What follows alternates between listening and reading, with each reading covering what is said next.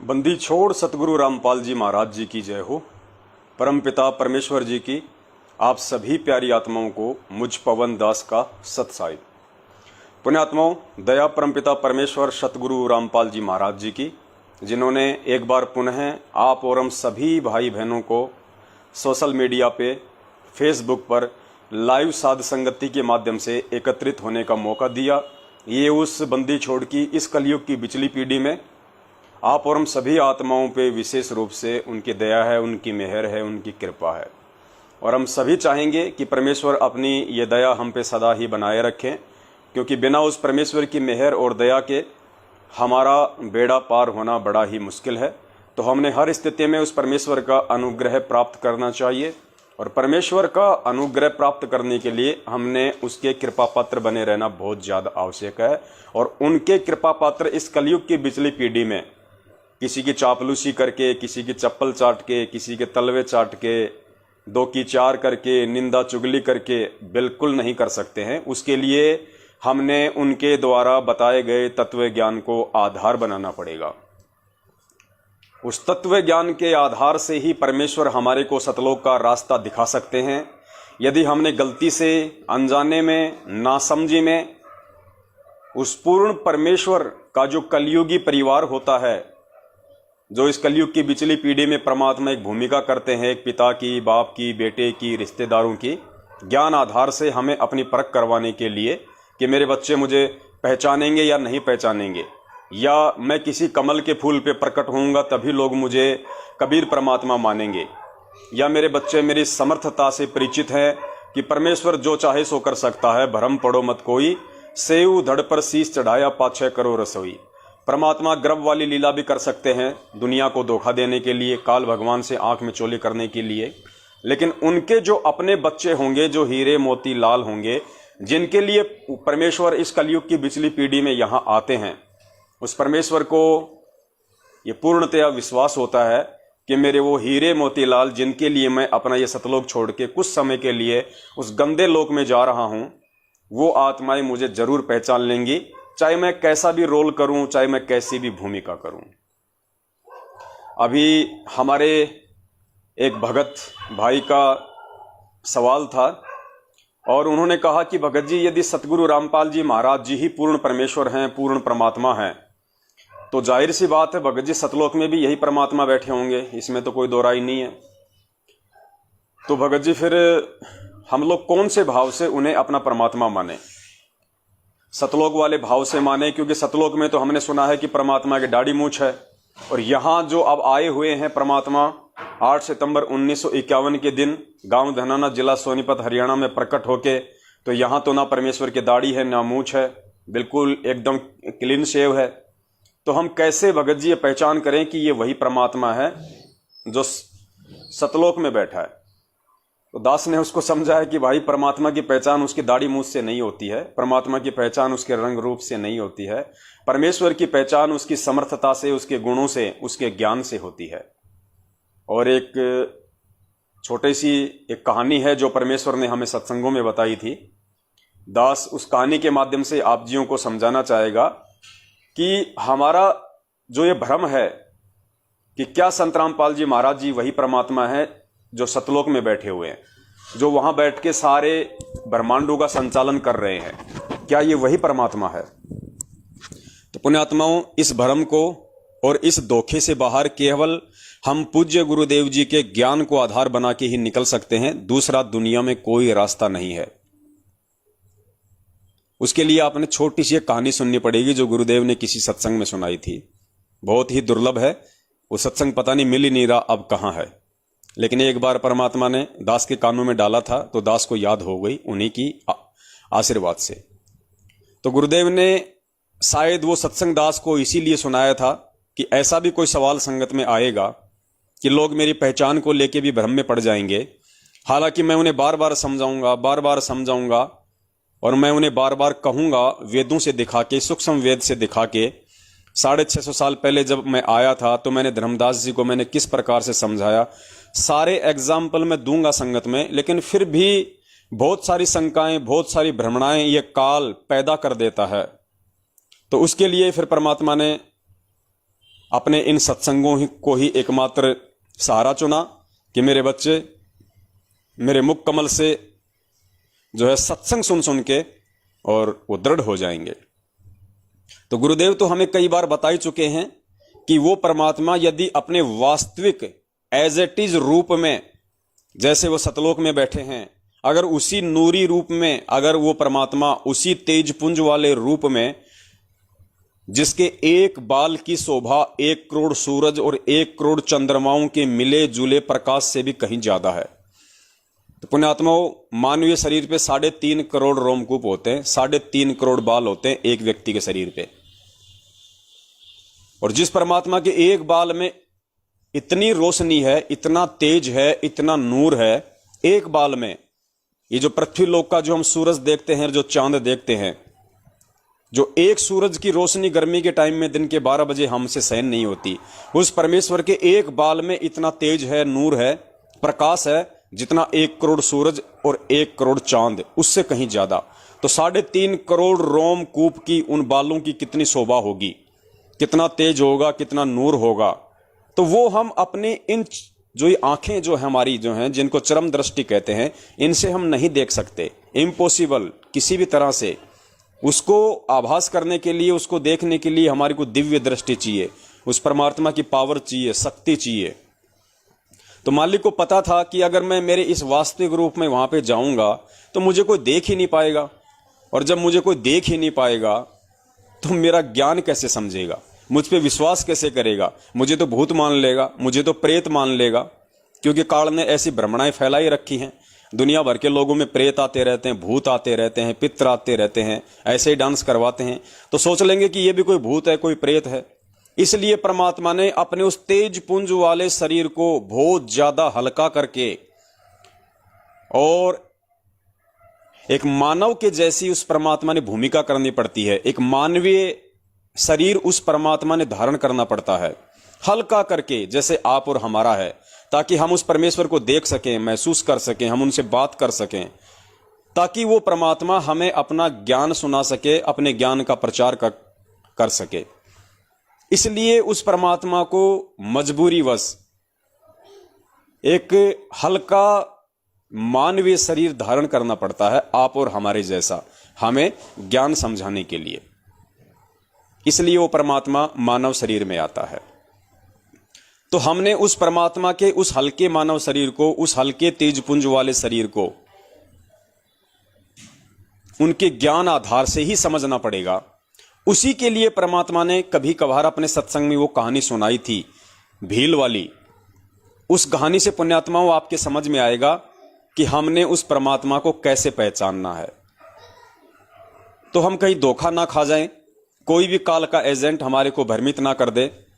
इसलिए हमने सत्संगों को ही एकमात्र सहारा बनाना पड़ेगा। सत्संगों के अलावा कोई भी चीज इस दुनिया में हमारा सद्मार्ग नहीं कर सकती, बाकी हमें भटकाएंगे, भ्रमित करेंगे। केवल परमात्मा का सत्संग ही एकमात्र सहारा है, आज वर्तमान में भी और उनके सतलोक गमन के बाद भी। तो हमने हर स्थिति में परमात्मा के सत्संगों को ही आधार बनाना है। कोई व्यक्ति यदि उस परमेश्वर के आड़ में या उस परमेश्वर का नाम लेके आपको कोई आदेश देता है, कोई फरमान सुनाता है या कोई बातें बताता है, तो सुनने में कोई हर्ज नहीं है, क्योंकि परमेश्वर की चर्चा है, सबको सुननी चाहिए। परमेश्वर की चर्चा सुनने से भी पुण्य प्राप्त होता है। गुरुदेव कहते हैं, एक ने कही दूजे ने मानी, कहे कबीर वो दोनों ज्ञानी। लेकिन ऐसे नहीं मान लेना, जैसे वो बता रहा वैसे ही मान लिया। उसकी कही गई बातों को यदि हमने गुरुदेव के सत्संग सुने होंगे और यदि हमने ध्यान से गुरुदेव के सत्संग सुने होंगे, तो सामने वाला व्यक्ति जो गुरुदेव के विषय में बातचीत कर रहा है, ऑटोमेटिक हमारा जो सिस्टम है, ऑटोमेटिक उन चीजों का नीर और खीर का निबेरा करता रहेगा, उसको फिल्टर करता रहेगा कि जो जो शब्द ये निकाल रहा है उसमें से कितना सही है, कितना गलत है। यही तत्व ज्ञान होता है, यही नीर खीर का निबेरा होता है। ऐसा नहीं है कि मैं घर पे जाके देखूंगा कि क्या सही है क्या गलत है, गुरुजी ने इस पुस्तक में कहां लिखा हुआ, वो नहीं। इसका मतलब उस आदमी ने अभी सत्संग नहीं सुने, और सुने हैं तो इस कान से सुने, इस कान से निकाल दिए। वरना जिस भगत ने ध्यान से परमेश्वर के सत्संगों को श्रवण किया होगा, सुना होगा, और उसके सामने यदि कोई चर्चा चलेगी, ऑटोमेटिक फिल्ट्रेशन होता रहेगा, वो उधर से शब्द निकालेगा, इधर से परमेश्वर फिल्टर करता रहेगा उस भगत के माध्यम से कि ये कितना सही बोल रहा है, कितना गलत बोल रहा है, तुरंत आप उसको बीच में टोक दोगे। तो परमेश्वर ने इसीलिए वो भील वाली कहानी सुनाई थी कि मेरे बच्चे, जब मैं इस पृथ्वी लोक पे उनको ज्ञान देने के लिए प्रकट होऊंगा अपने तेज पुंज वाले शरीर को हल्का करके, तो मेरे बच्चे मुझे पहचान लेंगे। पुण्यात्माओं, कहानी को ध्यान से सुनिए और कहीं भी हम धोखा ना खा जाएं, इसीलिए परमात्मा ने ये साध संगति के प्रोग्राम रखवाए हैं। इसमें ना मुझ पवनदास का कोई श्रेय है, ना इसमें आप लोगों का कोई श्रेय है, कुछ नहीं है। मालिक का ज्ञान है, परमेश्वर का दिया हुआ तत्व ज्ञान है। हम उस परमेश्वर के बच्चे हैं, तो बच्चा तो बाप की ही महिमा का गुणगान करेगा। बच्चा किसी पड़ोसी की महिमा का गुणगान थोड़े करेगा, फिर वो उस बाप का बेटा कहां हुआ? वो तो पड़ोसी का गुलाम हो गया, चापलूस हो गया। तो हमारे बाप के सत्संग हमारे बाप ने हमारे लिए किए, हमारे लिए हमारा बाप आया, तो हमारी क्या जिम्मेदारी बनती है? हमारे बाप के किए गए सत्संगों को, ज्ञान को आगे प्रचार करना, लोगों को समझाना, दुनिया वालों को बताना, ये आप और हमारी अहम जिम्मेदारी बनती है। अब वो जिम्मेदारी आप चाहे ज्ञान प्रचार के माध्यम से निभाओ, चाहे आप साध संगति के माध्यम से निभाओ, किसी भी तरीके से आप निभाओ। तो पुण्यात्माओं, ध्यान से सुनिए वो भील वाली कहानी, उससे आपका एक कंसेप्ट क्लियर हो जाएगा कि किस प्रकार वो परमात्मा अपने तेज पुंज वाले शरीर को हल्का करके आज हमारे सामने 8 सितंबर 1951 से गांव धनाना, जिला सोनीपत, हरियाणा की पावन भूमि पे प्रकट हुए हैं। पावन भूमि इसलिए कहा जाता है क्योंकि परमात्मा जिस जगह पे आते हैं, इस पृथ्वी के जिस कोने में, जिस देश में वो परमेश्वर आते हैं, सौभाग्य होता है वहां के लोगों का, उस पृथ्वी के उस जगह पे रहने वाले लोगों का सौभाग्य होता है कि वो परमेश्वर उनके लिए वहां आए। इसलिए उस धरती को भी धन्य बताया गया है। धन जननी, धन भूमि, धन धन नगरी, धन देश, ये परमेश्वर की वाणी है आदरणीय गरीबदास जी महाराज जी की। तो परमेश्वर ने हमें क्या बताया अपनी पहचान करवाने के लिए? गुरुदेव ने बताया कि एक समय एक राजा था, बहुत ही ज्यादा संपन्न राजा था। राजा का एक बेटा था लगभग 9 या 10 वर्ष का, और राजा का बेटा अपने साथियों के साथ में खेलने के लिए बाहर चला जाया करता था। पास में एक जंगल था, और पहले के समय आपको पता है कुछ आदिवासी लोग जो थे, भील वगैरह जो थे, कोई भी आदिवासी जो थी जनजातियां, वो जंगलों में निवास किया करती थी। तो राजा का लड़का एक दिन अपने साथियों के साथ खेलता खेलता जंगल में ज्यादा दूर चला गया। तो उधर से कुछ भील थे, उन भीलों ने देखा और भीलों ने उस राजा के लड़के को पकड़ लिया। बाकी जो साथी थे वो वहां से भाग लिए अपनी जान बचा के। राजा का लड़का नहीं भाग पाया, या भागने की कोशिश की होगी, लेकिन वो भीलों के हाथ आ गया। तो भीलों ने उसे पकड़ा और अपने राजा के पास ले गए। उनका जो सरदार होता था, और ज्यादा जंगल में चले गए जहां उनकी बस्तियां होती थी। तो भीलों के राजा ने, भीलों के सरदार ने देखा कि लड़का बहुत ही ज्यादा सुंदर है, और उनके वहां पे एक परंपरा हुआ करती थी। अब दास जो भील शब्द का यूज कर रहा है, तो कोई भील जो समाज के लोग हैं, भील जो जाति के लोग हैं, वो ये ना सोचें कि भाई ये हमारे जो है ये पूर्वजों के विषय में बोल रहा है। एक आधे भगत का दास के पास फोन आया था पहले भी, क्योंकि परमात्मा ने पहले भी इस कहानी का जिक्र करवाया था। तो उसने कहा कि भगत जी, आपने ये कहा कि भील लोग थे ऐसे, वो बलि दिया करते थे, हमारे पूर्वज ने तो ऐसा नहीं किया कभी। अरे भैया, भील से समझो आदिवासी लोग, क्योंकि भील जनजाति के लोग पहले जंगलों में रहा करते थे, उनको आदिवासी कहा जाता था। ठीक है, तो आप लोग अपने ऊपर ना लेना कि ये हम हमारे लिए कह रहे हैं। वर्तमान में जो भील जाति है उनके लिए मैं नहीं कह रहा, पहले तो हम लोग भी ऐसे थे। हम कौन से जो है मतलब मास्टरमाइंड थे, हमारे पूर्वज भी तो ऐसे थे, आदिवासी टाइप ही थे। ये तो धीरे धीरे परमेश्वर ने दया की, इस कलयुग में टेक्नोलॉजी दी, शिक्षा दी, तो लोगों को थोड़ा बहुत कोई इस तरह सुधरा है, वरना सभी आदिवासी थे। हम आदिवासी ही थे। हम चाहे कितने ज्यादा टेक्नोलॉजी युक्त बन जाएं, कि हमने कितने हेलीकॉप्टर बना लिए, एरोप्लेन बना लिए, अगर हमारे को उस परमेश्वर के विषय में ज्ञान नहीं है तो पूरी दुनिया आदिवासी है। 21वीं सदी की टेक्नोलॉजी युक्त दुनिया भी तब तक आदिवासी है जब तक उसको परमेश्वर के विषय में जानकारी नहीं होगी। क्योंकि इस मानव शरीर का मुख्य मकसद, मुख्य ध्येय केवल यही होता है कि उस परमेश्वर की जानकारी और परमेश्वर की भक्ति करके यहां से अपना आत्म कल्याण करवाना। और उसकी जानकारी के बिना पूरी दुनिया आदिवासी है। अब उसमें साइंटिस्ट भी आ गए, उसमें राष्ट्रपति और प्रधानमंत्री भी आ गए, उसमें सब आ गए। तो भीलों के सरदार ने सोचा कि भाई लड़का बहुत सुंदर है, और उनकी एक परंपरा थी, उनकी देवी थी, उसको वो लोग बलि चढ़ाया करते थे जब भी उसका त्योहार आता था, कि देवी खुश होगी, ऐसी उनकी अपनी धारणा थी। तो उन्होंने उस लड़के को सकुशल, जैसी भी उनकी व्यवस्था थी, वहां उन्होंने उसको कैद कर दिया और एक व्यक्ति को उसकी देखभाल के लिए छोड़ दिया कि लड़का कहीं भग ना जाए और किसी प्रकार का कोई नुकसान न हो जाए इस लड़के को। उधर से राजा को मालूम पड़ा कि मेरे बच्चे को तो इस तरीके से आदिवासी लोग ले गए उठा के। राजा बड़ा चिंतित हुआ। राजा समझदार था। राजा ने अपने मंत्रियों से सलाह वगैरह की तो काफी लोगों ने बहुत तरीके से उनका मार्गदर्शन किया।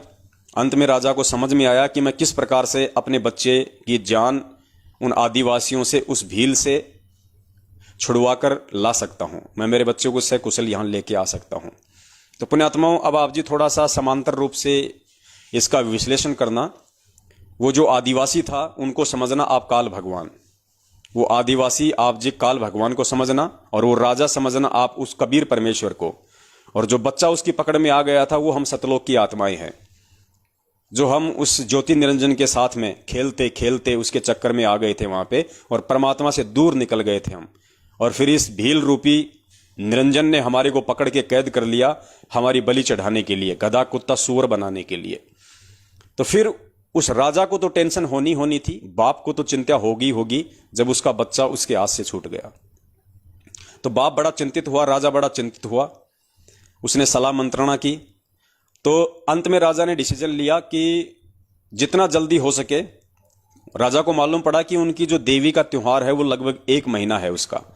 तो राजा ने कुछ ऐसे लोगों को बुलाया जो लोग भीलों की भाषा जानते थे, आदिवासियों की भाषा जानते थे। तो राजा ने कहा कि मेरे पास समय नहीं है, 1 महीने का समय है, 1 महीने के अंदर अंदर आप मुझे आदिवासियों की भाषा समझाओ जितनी मुझे जरूरी है, जिससे मेरा काम निकल जाए।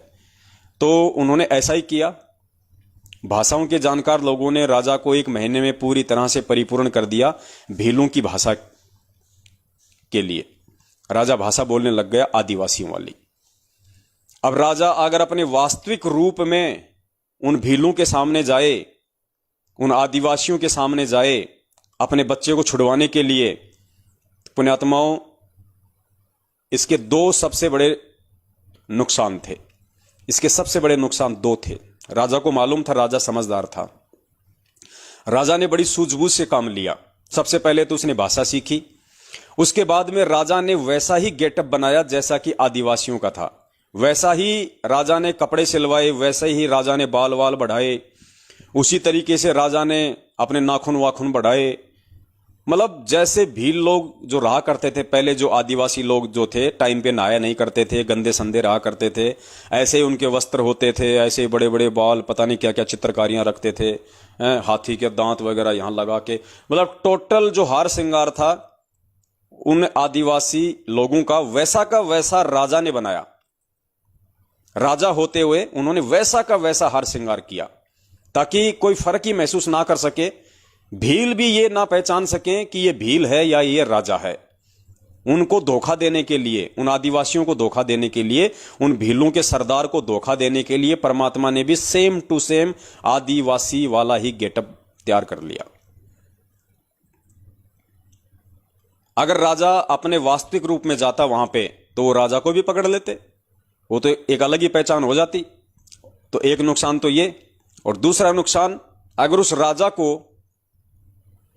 मान लीजिए आदिवासी भी ना पहचान पाते, लेकिन जब वो बाप अपने बेटे के सामने जाता तो बेटा तो नासमझ था, मंदबुद्धि था, वो तो अपने बाप को देखते ही रोने लग जाता, वो तो चिल्लाने लग जाता, तो वो पकड़ में आ जाता, मालूम पड़ जाता भीलों के राजा को कि ये तो इसका बेटा है, तो वो भी मरता और वो भी मरता, दोनों के दोनों मरते। तो इसलिए राजा ने बड़ी सूझबूझ से काम लिया ताकि उनके बच्चों को भी इस बात का पूर्णतया आभास ना हो कि मैं ही तेरा बाप हूं। इसलिए अपने उस बच्चे से भी थोड़ी सी दूरी बनाए रखने के लिए, उस बच्चे को भी थोड़ा सा भ्रम में रखने के लिए, ताकि बच्चा नादानी में मुझे देख के रो ना दे, बच्चा रोने ना लग जाए और मालूम ना पड़ जाए, वास्तविकता सबके सामने ना आ जाए, वरना मैं भी मरूंगा और वो बच्चा भी मरेगा। तो इस प्रकार राजा भीलों वाला गेटअप बना के और उन आदिवासियों के बीच में वो राजा हिम्मत करके पहुंचा। वो जैसे ही वहां गया अंदर, उसको मालूम था कि भील लोग वहां होंगे, मुझे पकड़ेंगे। तो जैसे ही राजा भीलों वाले गेटअप में जंगल में गया तो उधर जो भील लोग थे ऑलरेडी, जो आदिवासी थे, उनकी नजर पड़ी, वो दौड़ के गए। उन्होंने देखा कि ये तो हमारे जैसा ही है, हो सकता है भाई किसी दूसरे कबीले का हो, किसी दूसरे क्षेत्र का हो ये भील आदिवासी। तो राजा भाषा सीख ही गया था। राजा ने काफी उनसे बातचीत की और राजा बड़ा ही निपुण था, बड़ा ही चतुर था, बड़ा ही कुशल था। राजा ने उनको मोह लिया अपनी बातों से, अपने शब्दों से, और राजा ने उनसे बातचीत की। उनके जरिए राजा भीलों के सरदार तक पहुंच गया। उसके बाद में सरदार से भी राजा ने बातचीत की और सरदार से भी काफी अच्छे संबंध हो गए राजा के, क्योंकि राजा था तो राजा तो बहुत ज्यादा निपुण था। तो बहुत ही जल्दी 2-4 दिन में उस राजा ने भीलों के सरदार के दिल में अपनी एक विशेष अपनी जगह बना ली। आओ भगत करके राजा के साथ में बड़े प्यार से, बड़े अच्छे से बोलचाल करके, बाहरी क्षेत्र के विषय की जानकारियां देके, क्योंकि आदिवासियों को तो मालूम नहीं होता था बाहर की दुनिया का। तो इस तरीके से राजा ने एक विशेष जगह बना ली उसके अंदर। और राजा ने फिर कहा कि भाई आज के बाद में उस लड़के की जिम्मेदारी मैं इसको देता हूं, इस भील को देता हूं जो अभी अभी आया है नया नया। ये बहुत ही विश्वास पात्र है, बहुत ही चतुर है, और ये बच्चे का विशेष ध्यान रखेगा, और इसके माध्यम से हम बच्चे की हम बलि दिलवाएंगे तो देवी ज्यादा खुश होगी, ज्यादा प्रसन्न होगी। तो इस प्रकार से राजा वहां पे भीलों के बीच में पहुंच गया और राजा ने चाहा कि मैं अपने बच्चे को एक बार जाके देख लूं, मेरा बच्चा कैसा है कैसा नहीं है। तो राजा को चाबी मिल गई थी और राजा अपने बच्चे के पास में गया। पुण्यात्मा, और राजा ने भी बड़ी सूझबूझ से काम लिया। राजा ने भी कोई जल्दबाजी नहीं दिखाई, राजा ने भी कोई तत्परता नहीं दिखाई ये कहने की अपने बच्चे के सामने, या उसको ये समझाने की कि मैं तेरा बाप हूं, मैं तेरा पिता हूं। वरना राजा को मालूम था कि बच्चा भावुक हो जाएगा, बच्चा नादान है। अगर इसको मालूम पड़ गया कि ये भील के भेष में मेरा बाप है, मेरा पिताजी है, जो मैंने गलती की थी उस गलती से मुझे छुड़वाने के लिए यहां पे आया है, अपनी जान जोखिम में डाल के इन भीलों के बीच में, इन राक्षसों के बीच में, तो बच्चा रोने लग जाता, बच्चा भावुक हो जाता और हकीकत वहां पे सबके सामने आ जाती। राजा भी मरता, भील भी मरता। इस प्रकार राजा ने अपनी स्थिति को सही सही रूप से बच्चे के सामने नहीं रखा, अपनी आइडेंटिटी राजा ने अपने बच्चे के सामने नहीं रखी। ये उसकी मजबूरी थी। लेकिन उस बच्चे को समझाने के लिए, क्योंकि जैसा राजा कहेगा वैसा ही तो बच्चा करेगा, तभी तो वहां से वो दोनों निकल पाते। अगर राजा के कहे अनुसार अगर वो बच्चा अपनी क्रिया नहीं करेगा तो वो वहां से नहीं निकल सकता था। तो राजा ने बड़ी सूझबूझ से काम लिया। राजा ने उस बच्चे से कहा कि बेटा देख, तू मुझे इन बाकी भीलों की तरह भील मत समझ लेना, कहीं तू भी ये समझे कि मैं भी इनकी तरह जो निर्दयी हूं या मैं भी तेरे को मारना चाहता हूं। बेटा ऐसा नहीं है बेटा, मैं हूं तो भील, हूं तो मैं आदिवासी, लेकिन बेटा मैं तेरे पिताजी को जानता हूं और मुझे तेरे पिताजी ने ही यहां पे भेजा है, बहुत ही सूझबूझ से तेरे को यहां से बाहर निकालने के लिए। और देख, किसी से कुछ नहीं कहना, कोई जिक्र मत करना, और अगर तुझे यहां से बाहर निकलना है, तुझे अगर यहां से जाना है, तो बेटा मेरी प्रत्येक बात को मानना, मैं जैसा कहूं तुझे वैसा ही करना है, दूसरे किसी की बात पे यकीन नहीं करना, तो हम दोनों यहां से सकुशल बाहर निकल सकते हैं। मेरी एक योजना है, वो योजना मैं तेरे को बता रहा हूं। तो बेटे ने कहा कि जी ठीक है, अगर आपकी यही योजना है और आप चाहते हो कि मैं यहां से बाहर निकलूं, और आप मेरे पिताजी के भी जानकार हो, आप उनको जानते हो और मेरे पिताजी ने ही आपको यहां भेजा है, तो जी कोई दिक्कत नहीं, जैसा आप कहोगी मैं वैसा ही करूंगा। मैं किसी और की बातों में नहीं आऊंगा। कोई चाहे मुझे कितना ही भ्रमित करे, कोई चाहे मुझे कितने पीले पर्चे डाले, कोई चाहे मुझे कितनी फर्जी ऑडियो सुनाए, मैं जब तक आपके मुख कमल से नहीं सुन लूंगा, आपके आमने सामने बात नहीं सुन लूंगा, तब तक मैं किसी पे यकीन नहीं करूंगा। कोई आपकी ऑडियो रिकॉर्ड करके मुझे सुना दे तो भी मैं किसी पे यकीन नहीं करूंगा। बच्चा इतना समझदार था, और इतना समझदार होगा तभी वो वहां से निकल सकता था।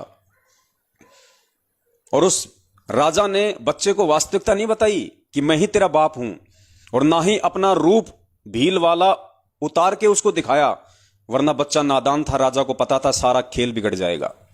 इसलिए उसने छुपाया अपने आप को, और उसने पूरी उस जो प्लानिंग थी उस राजा ने उस बच्चे को बताई कि बेटा अभी इनका त्योहार आएगा 3 दिन बाद में, और त्योहार से 1 दिन पहले ये लोग जश्न मनाते हैं, खाते हैं, पीते हैं, शराब पीते हैं। तो बेटा मैं ऐसा करूंगा, उस रात को ये मेरे पे विश्वास करने लग गए, ये मुझे पहचान नहीं रहे कि मैं तेरा बाप हूं। ये धोखे में है, ये भील का राजा, ये भीलों का राजा धोखे में है। मैं इसको धोखा दे के आया हूं, गेटअप चेंज करके आया हूं। इसको नहीं पता मेरी स्थिति के बारे में, मैं कौन हूं। ये मुझे अपने जैसा ही समझ रहा है, ये धोखे में है। तो बेटा ये काम करना, इनका त्योहार आ रहा है परसों, और कल रात को जब ये जश्न मनाएंगे तो ये जो शराब पिएंगे, जो लड्डू खाएंगे, तो मैंने बेटा उन लड्डुओं में भांग मिला दी है। भांग, नशे की दवाई डाल दी मैंने उनमें, जो मैं लेके आया था।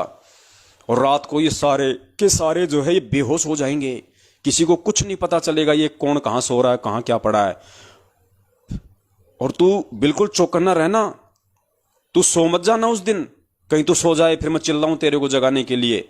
और मैं चुपचाप से आऊंगा तेरे पास में, और मैं चाबियां खोलूंगा, और बिना किसी आवाज के चुपचाप जैसा मैं संकेत करूं वैसे वैसे मेरे पीछे पीछे चलते रहना।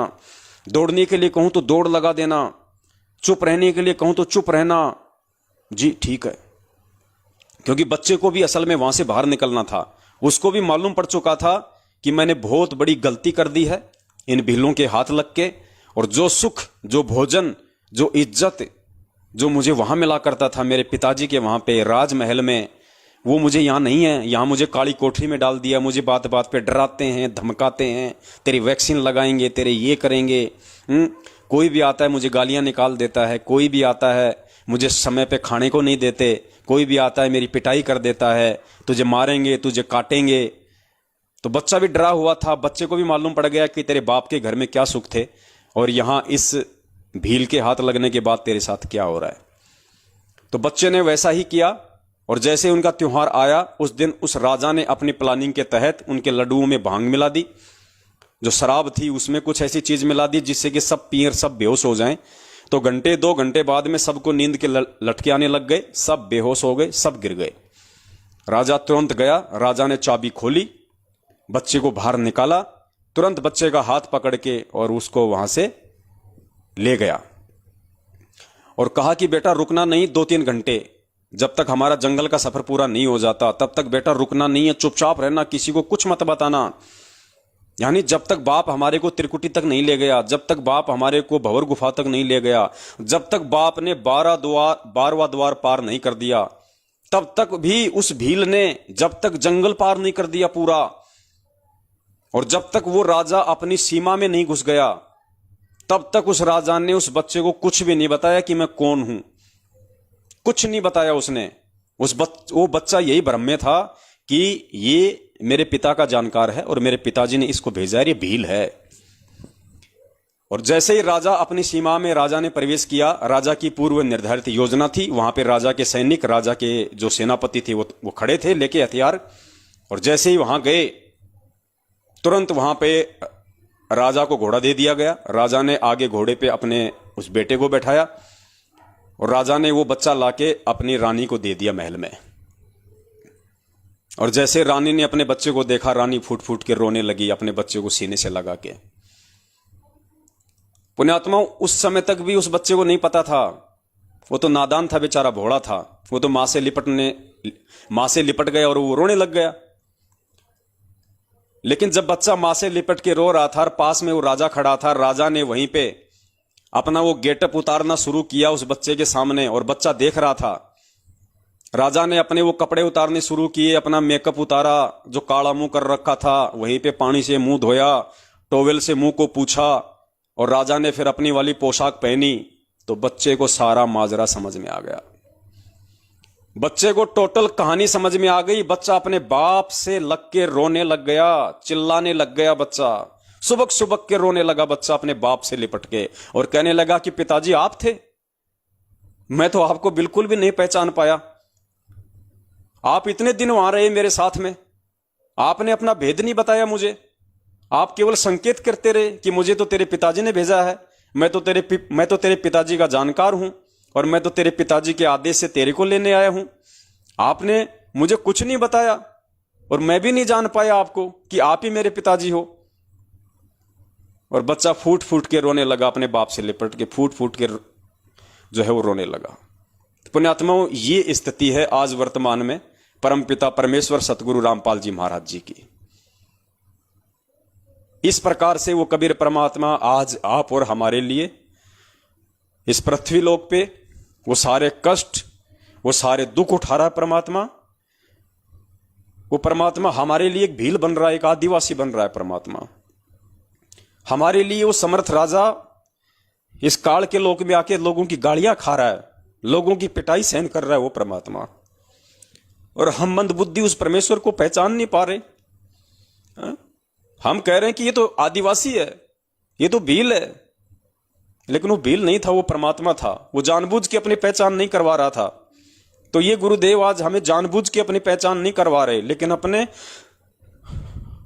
इन्होंने अपने सत्संगों के माध्यम से हमें कोई कमी नहीं छोड़ी बताने में कि बेटा मैं ही तेरा बाप हूं, मेरे पे यकीन कर, और जैसा मैं कहूं वैसा तू यहां पे करेगा, वैसी क्रिया तू करेगा तो सफल होगा। अगर मेरे कहे अनुसार नहीं चला, जरा से भी तूने कोई त्रुटि कर दी मेरे वचन में, मेरे सत्संग में, मेरे परिवार वालों के कहने से, मेरे भाई बंधुओं के कहने से, इन काल एजेंट कोऑर्डिनेटरों के कहने से, तो बेटा मेरी सारी की सारी जो प्लानिंग है वो फेल हो जाएगी। और मैं जिस मकसद के लिए आया हूं तुझे इस भील की कैद से निकलवाने के लिए, मेरा मकसद अधूरा रह जाएगा। तू तो मरेगा सो मरेगा, मेरा भी मिशन फेल हो जाएगा। तो इसलिए पुण्यात्माओं, ये वही कबीर परमात्मा है जो अपने तेज पुंज के शरीर में सतलोक में बैठा हुआ है, और हल्का तेज पुंज का शरीर बना के उस आदिवासी की तरह वो राजा आप और हमें यहां से निकालने के लिए, क्योंकि उस परमेश्वर को हमारी बुद्धि के लेवल का पता है कि हमारे अंदर कितनी बुद्धि है, हम कितने ज्ञानवान हैं। इसलिए परमेश्वर अपने आप को छुपाते हुए, अपने आप को एक गांव धनाना जिला सोनीपत हरियाणा का रामपाल जाट बताते हुए, अब ये जाट की औकात नहीं है, हिंदुस्तान की किसी जाट की औकात नहीं है जो शास्त्रों को खोल के बता दे। यहां पे तो शास्त्रों के ठेकेदार ये पंडित बने फिरते हैं जो काशी और नालंदा से जो पढ़ पढ़ के आए थे, जो यहां पे चोटी बढ़ा बढ़ा के अपने आप को जो सर्वज्ञानी साबित किए बैठे थे। यहां तो शास्त्रों को पढ़ने और पढ़ाने का ठेका ही पंडितों ने लिया था, ब्राह्मणों ने ले रखा था, नकली संतों ने ले रखा था। जाटों को तो पढ़ने का अधिकार भी नहीं था। तो जाटों की क्या औकात कि जाट किसी शास्त्र को दिखा दे, पढ़ा दे, और जाट वो गलतियां भी निकाल के रख दे जो गलतियां उन चुंडित मुंडित चारों वेदों के ज्ञाता शास्त्रों ने कर दी। जो श्रीमद् भागवत गीता को लिखने वाले वेदव्यास जी ने भी क्या क्या त्रुटियां कर दी, वो गलतियां भी वो हरियाणा का जाट बता रहा है। तो पुण्यात्माओं समझो, वो आदिवासी नहीं है, वो हरियाणा का जाट, वो किसी इंद्रो माई के पेट से जन्म लेके नहीं आएगा। वो परमेश्वर है, वो परमात्मा है। उसके बहुत सारे रीजन हैं। उसने भील को भी धोखे में रखना है, उसने अपने बच्चे को भी अपनी वास्तविकता सही सही नहीं बतानी है, वरना उसका काम बिगड़ सकता है। इसलिए वो परमेश्वर अपने आप को छुपा रहे हैं। यहां पे आप और हमारे जैसे एक आम व्यक्ति के रोल में आए हैं यहां परमात्मा। लेकिन पुण्यात्माओं, अब यदि हम नहीं समझेंगे उनके इशारों को, और इशारों को हम उनके उसी समय समझ सकते हैं जब वास्तव में हमें मालूम पड़ जाए कि मैं इस काल की कैद में हूं और मेरे साथ यहां पे बहुत ही ज्यादा ज्यादतियां हुई हैं, गधे कुत्ते सुअर के इसने मुझे जीवन दिए हैं। यानी कहने का मतलब है, उस बच्चे की तरह जब तक हम यहां से निकलना नहीं चाहेंगे तब तक वो बाप भी कुछ नहीं कर सकता।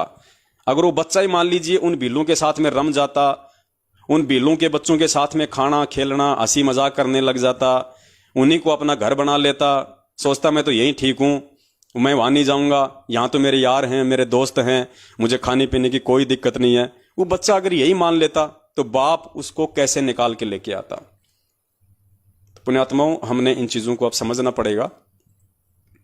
और 8 सितंबर 1951 के दिन जो ये परमेश्वर आप और हम सभी के लिए यहाँ पे प्रकट हुए हैं, अपने तेज पुंज के शरीर को हल्का करके, अब हमने धोखा नहीं खाना है पुण्यात्माओं। ऐसा कोई सबूत, ऐसा कोई प्रमाण इस परमेश्वर ने दिखाने में कसर नहीं छोड़ी है जो ये साबित ना करता हो कि संत रामपाल जी महाराज जी ही पूर्ण परमात्मा है। और पूर्ण परमात्मा है तो पूर्ण परमात्मा किसी मां के गर्भ से नहीं आएगा। इस चीज को भी हमने अपने दिलो दिमाग में बैठा लेना है। अंशिका, मोबाइल कहां बेटा? अंशिका लेके आ, फटाफट ले गया। तो पुण्यात्मा, धोखा नहीं खाना है। 8 सितंबर को हमारे परमात्मा का प्रकट दिवस है और हमने उन भीलों की तरह उनका जन्मदिन नहीं मनाना है। हमने तो एक अच्छे भगत की तरह हमारे परमात्मा का प्रकट दिवस ही मनाना है, क्योंकि परमेश्वर ने हमें अपनी वास्तविक स्थिति से अवगत करवा दिया है। आप और हम धोखा नहीं खा सकते, बाकी दुनिया तो धोखा खाई हुई बैठी है। उसके बाद आप जो एक छोटा सा परमपिता परमेश्वर सतगुरु रामपाल जी महाराज जी का सत्संग सुनाते हैं, जिससे हमें दृढ़ता मिलेगी कि वास्तव में हमारे परमात्मा किसी माँ के गर्भ से नहीं आते। हमारे परमात्मा जब सतगुरु रूप में यहाँ आते हैं तो परमात्मा यहाँ पे प्रकट ही होते हैं। लीला परमेश्वर कुछ भी करें। तो सुनिए, एक ये छोटा सा सत्संग है जिसमें परमात्मा ने काल और दुर्गा की उत्पत्ति के विषय में बताया है। यानी काल और दुर्गा, उसका भी जन्म होता है, वो भी मरते हैं, लेकिन परमेश्वर ने बताया गीता जी के आधार से कि इनकी जो जन्म और मृत्यु होती है वो अलौकिक है। वो आप और हमारी तरह माँ के गर्भ से ये जन्म नहीं लेते। आप और हमारी तरह ये किसी बस से एक्सीडेंट होके नहीं मरते, ये किसी बीमारी से नहीं मरते, और ना किसी माँ के गर्भ से ये जन्म लेते। परमेश्वर ने बताया उनके पास में एक शब्द शक्ति है। उस परमेश्वर के आशीर्वाद से कबीर भगवान ने इन दोनों को एक वरदान दिया हुआ है। इनके पास में एक शब्द शक्ति है। उस शब्द शक्ति से ये अपना शरीर छोड़ते हैं, और शब्द शक्ति से ही जब एक ब्रह्मांड का पूरा विनाश हो जाता है तो दूसरे ब्रह्मांड में ये दुर्गा और ये काल उस शब्द शक्ति से युवा अवस्था में दोनों प्रकट हो जाते हैं। युवा अवस्था में दोनों प्रकट हो जाते हैं, मां से जन्म नहीं लेते। तो पुण्यात्माओं, जब उस भगवान का नौकर, उस भगवान का एक गुलाम, ये काल भगवान और दुर्गा जब किसी मां के गर्भ से जन्म नहीं लेते, 21 ब्रह्मांड के स्वामी पुण्यात्मा, वो पूर्ण परमात्मा आज इस पृथ्वी पे आया हुआ है, वो क्या किसी मां के गर्भ से आएगा? अरे अगर पूर्ण परमात्मा भी नहीं मानते हो, और यदि उस कबीर परमात्मा का भेजा हुआ कोई संत मानते हो, संत रामपाल जी महाराज जी को, तो उस कबीर भगवान का नौकर यदि किसी मां के गर्भ से जन्म नहीं लेता वो काल, तो उस कबीर परमात्मा का भेजा हुआ संत जो उस काल के जाल से उनकी आत्माओं को छुड़वा के ले जाएगा, तो जाहिर सी बात है वो काल से तो ज्यादा शक्तिशाली होगा जो काल के जाल से उन आत्माओं को छुड़वाएगा। तो उस परमात्मा का भेजा हुआ संत कैसे किसी मां के गर्भ से आएगा? जब काल शब्द शक्ति से प्रकट हो सकता है, दुर्गा शब्द शक्ति से नया शरीर बना सकती है, तो उस परमेश्वर का भेजा हुआ संत भी क्या वो शब्द शक्ति नहीं होगी उसके पास? उसके पास तो काल से भी ज्यादा शक्तियां होंगी जो उसके जाल से उस परमेश्वर की आत्माओं को छुड़ा के लेके जाएगा। तो आप ये सत्संग सुनिए, और सत्संग सुनने के बाद में पुण्यात्माओं, हम 21वीं सदी में जी रहे हैं। परमेश्वर ने अनमोल ज्ञान दे दिया, अब धोखा खाने की जरूरत नहीं है पुण्यात्माओं। अब अगर गुरुजी के बेटा बेटी अगर उनका जन्मदिन मनाएं तो शौक से मनाएं। कोई उन्हें अपने जैसा 2 कौड़ी का जीव समझे तो शौक से समझे। हालांकि अब तो उनको शर्म आने लग गई है। अब की बार हो सकता है वो जन्मदिन नहीं रखेंगे, मानते तो उन्हें जन्म लिया हुआ है, लेकिन जो मनाएंगे वो उसका नाम रखेंगे अवतरण दिवस, या हो सकता है वो प्रकट दिवस भी रख दें, क्योंकि संगत हर तरीके से उनको बोलने लग गई कि नालायको, तुमने इतने दिन हो गए गुरुजी की संगति करते हुए, तुम आज तक ये नहीं जान पाए, तुम आज तक ये नहीं पहचान पाए कि गुरुजी है कौन, सतगुरु की भूमिका कौन करता है, तत्वदर्शी संत की भूमिका करने सतलोक से कौन आता है, अपने द्वारा रची गई सृष्टि की सही सही जानकारी पृथ्वी लोक पे आके कौन देता है, तुम्हें आज तक यही नहीं पता चला। और तुमने उस अविनाशी परमात्मा का जो सतगुरु रामपाल जी महाराज जी के रूप में धरती पे प्रकट हैं, तुमने उनका जन्मदिन मना दिया, और हम जैसे मूर्खों को मूर्ख बना के हमसे मनवा दिया। तुम तो नरक में जाओगे, हमें क्यों ले जा रहे हो? तो अब इनको शर्म आने लग गई है। हो सकता है अब की बार 8 सितंबर से पहले ये जो पोस्टर या वीडियो बनाएंगे, हो सकता है ये लोग उसका नाम रख दें सतगुरु अवतरण दिवस या सतगुरु प्रकट दिवस, और रख देंगे तो हमारे लिए तो बड़ी खुशी की बात है कि परमेश्वर ने जो है वो सत्य की जीत करवाई। परमात्मा ने अपने सत्सेवक बच्चों की जो मेहनत है उसको सफल बनाया। हम तो यही चाहते हैं कि सभी लोग सच्चाई के रास्ते पे आ जाएं, किसी भी तरीके से आए। तो सुनिए परमात्मा का ये सत्संग और विचार कीजिए। जब उस परमेश्वर के नौकर किसी मां के गर्भ से जन्म नहीं लेते हैं, शब्द शक्ति से स्वयं ही वो प्रकट होते हैं, तो परमेश्वर जब इस पृथ्वीलोक पे आएंगे तो क्या किसी मां के गर्भ से जन्म लेके आएंगे?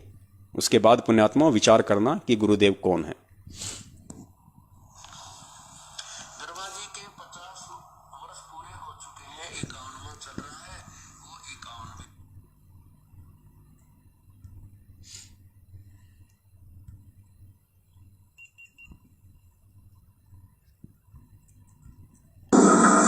धर्मा जी के 50 वर्ष पूरे हो चुके हैं, 51वां चल रहा है, वो 51 भी पूरे, शेष 49 भी पूरे होंगे। और ब्रह्मा जी की मृत्यु होगी। फिर 7 ब्रह्मा की मृत्यु के बाद एक विष्णु की मृत्यु, 7 विष्णु की मृत्यु के बाद एक शिव की मृत्यु। ऐसे 70,000 बार ये इनकी जन्म मृत्यु एक होलेगी। किसकी? शिव की। तो उसमें 49,000 बार तो विष्णु मर चुका होगा, और 49 को 7 से गुणा कर लो, 3 अरब कुछ 63 बार जो है जो ब्रह्मा मर चुका होगा। तब एक ब्रह्मांड नष्ट होगा और धर्मलोक में रहने वाला ये काल मरेगा।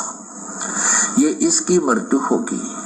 फिर ये दूसरे लोक में, दूसरे ब्रह्मांड में चले ले जाएगा सारी सृष्टि प्राणियों को, और वहां कर्म परमात्मा की जो कर्म परमेश्वर ने इसके विषय में लिखा बनाया है सिस्टम, उसके आधार से ये फिर पुनर्जन्म होगा, इसका भी और दुर्गा का भी। पुनर्शरीर धारण करेंगे अपनी इच्छा से, जैसे शब्द शक्ति से। एक सिद्धि होती है जो तन से, एक सिद्धि तनहंस नहीं आ रहा। एक सिद्धि होती है जो शरीर को त्याग देता है प्राणी, और दूसरा शरीर शब्द से धारण कर लेता है। ये सिद्धि शरीर त्याग देने की तो अन्यों में भी आ जाती है, लेकिन स्वयं दूसरा शरीर धारण करने की सिद्धि बहुत कम होती है। तो वो उनमें से एक इस ब्रह्मा को, इस काल को और दुर्गा को प्राप्त है।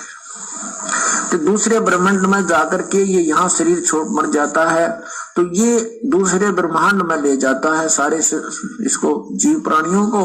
वहां फिर नए सिरे से अपनी दुर्गा से ऐसे ब्रह्मा विष्णु महेश की उत्पत्ति करते हैं, फिर वहां सृष्टि क्रम को जारी कर देते हैं। तो पुण्यात्माओं, ये सत्संग जो हमें परमपिता परमेश्वर जी ने रातों को जाग जाग के सुनाए थे, आज इन सत्संगों के मर्म को, इन सत्संगों के निष्कर्ष को आज हमने समझना पड़ेगा, और हमने ये सत्संग अपने पूज्य गुरुदेव जी के ऊपर एप्लीकेबल करने पड़ेंगे, अपने जीवन के ऊपर एप्लीकेबल करने पड़ेंगे। क्योंकि सत्संग सुनना एक अलग चीज है, सत्संग के निष्कर्ष को जानना, रहस्य को जानना, उसके तत्व को जानना एक दूसरी चीज है। तो अब हमने इस सत्संग से यही निष्कर्ष निकालना है, जब उस परमेश्वर के 2 नौकर गुलाम, परमेश्वर कहते हैं कि भाई काल जो पीसना जोरा है पणिहार, ये 2 असल मजदूर हैं मेरे साहिब के दरबार। ये तो उस परमात्मा के मजदूर हैं, नौकर हैं। तो पुण्यात्माओं, जब उस परमेश्वर के नौकर किसी माँ के गर्भ से जन्म नहीं लेते हैं और उनके पास में एक सिद्धि है दोबारा से शरीर धारण करने की, प्रकट होने की, तो सोचिए आज हमारे पूज्य गुरुदेव जो कि स्वयं पूर्ण ब्रह्म परमेश्वर हैं, जिन्होंने इस काल और दुर्गा को वो शब्द शक्ति दी, तो क्या वो परमात्मा किसी माँ के गर्भ से जन्म लेके आएगा? क्या परमात्मा जेर में लिपट के आप और हमारी तरह आएगा? क्या परमात्मा एक मानुष की तरह से आएगा? और जो स्वयं जो माँ के गर्भ से जेर में लिपट के, उस गंदगी में लिपट के 9 महीने माँ के पेट में वो गर्भ भोग के आएगा, तो सोचो पुण्यात्माओं, ऐसा प्राणी आप और हमें कैसे यहां से मुक्त कर सकता है? क्योंकि माँ के गर्भ में 9 महीने नरक भोग के वही प्राणी उस विधि से बाहर आएगा जिस विधि से आप और हम आते हैं, जिसका इस पृथ्वी लोक पे उस आत्मा के साथ में, उस माँ के साथ में कोई ऋण संबंध होगा। और ऋण संबंधों में बंधा हुआ प्राणी हमें क्या मुक्त कराएगा? हमें मुक्त नहीं करा सकता। हमें तो वो मुक्त कराएगा जो सारे बंधनों से मुक्त है, जो सारे जो है ऋणों से मुक्त है। तो इस पृथ्वी पे वर्तमान में यदि ऐसी कोई भूमिका कोई निभा रहा है जो सारे बंधनों से मुक्त है, जो सारे ऋणों से मुक्त है, केवल और केवल परमपिता परमेश्वर सतगुरु रामपाल जी महाराज जी हैं। इस प्रकार हमने ज्ञान आधार से गुरुदेव के सत्संगों को आधार बना के और बहुत ही चिंतन मनन करके, देखो हम भगत हैं, हमने पुण्यात्माओं जोश में होश नहीं खोना है, हमने जल्दबाजी में कोई डिसीजन नहीं लेना है। परमेश्वर ने हमारे को जज बनाया है, हमारे को परमेश्वर ने हंस की संज्ञा दी है, परमेश्वर ने हमारे को दुनिया का अनमोल पीएचडी वाला ज्ञान, तत्व ज्ञान करवा दिया है। उसके बाद हमने हर चीज को सोच समझ के, दोनों तरफ की बातों को देख के, क्योंकि जज वही होता है, वो चाहे 20 बार चाहे उनको कोर्ट में बुलाए, चाहे तारीखों पे तारीखें डाले, जब तक वो जज संतुष्ट नहीं हो जाता है दोनों पक्षों की बातें सुन के, उनकी गवाहियां सुन के, उनके वकीलों की दलीलें सुन के, जब तक वो जज सेटिस्फाई नहीं हो जाता है कि कौन दोषी है कौन निर्दोष है, तब तक वो अपना फैसला नहीं देता है, उसी को कहते हैं जज। तो परमेश्वर ने तो पुण्यात्माओं इस काल लोक के उन पीएचडी करके वो जज बनने वाले लोगों से भी हमारे को अव्वल दर्जे का ज्ञान दे दिया, विज्ञान दे दिया, हमारे को विशेष ज्ञान दे दिया, तत्व ज्ञान दे दिया। तो हमने कोई जल्दबाजी नहीं करनी है, ना हमने कोई घबराहट होनी चाहिए, ना हमारे अंदर किसी प्रकार का कोई राग द्वेष ईर्ष्या जलन होनी चाहिए, ना किसी प्रकार का मतलब कुछ नहीं होना चाहिए। अब हमें भगवान मिल गया, अब हमारे और भगवान के बीच का मैटर है हमने किस प्रकार से रहना है, भगवान ने हमारे को कब और किस तरीके से यहां से लेके जाना है। हमने दूसरे के बहकाव में बिल्कुल नहीं आना है। साध संगति करो, भक्तों की संगति करो, मैनेजमेंट वालों की भी संगति करो। दास ने कभी मना नहीं किया कि इनसे बात ही मत करो, उनको भी समझाओ और उन्हें समझाने का उन्हें प्रयास करो। वो भी अपने भाई बहन है, वो भ्रमित हैं। अगर वो भ्रमित हैं और हम उन्हें नहीं समझाएंगे तो उन्हें उनकी समझ में कहां से आएगा।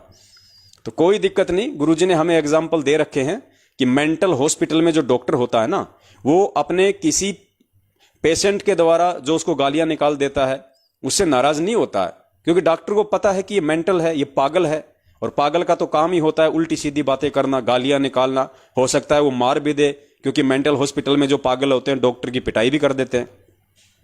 तो इसी प्रकार पुण्यात्माओं, इस दुनिया में वो परमात्मा एक डॉक्टर की भूमिका निभा रहा है। दुनिया जो है वो पागल है, काल की भांग पी रखी है, तत्व ज्ञान से अपरिचित है, लेकिन परमेश्वर अपने मिशन से कभी पीछे नहीं हटते हैं। उन्हें पता है कि इन सब ने काल की भांग पी रखी, ये पागल हैं, ये मुझे गालियां भी निकालेंगे, ये मुझे मारेंगे भी, और वो दोनों काम हो रहे हैं उस परमात्मा के साथ।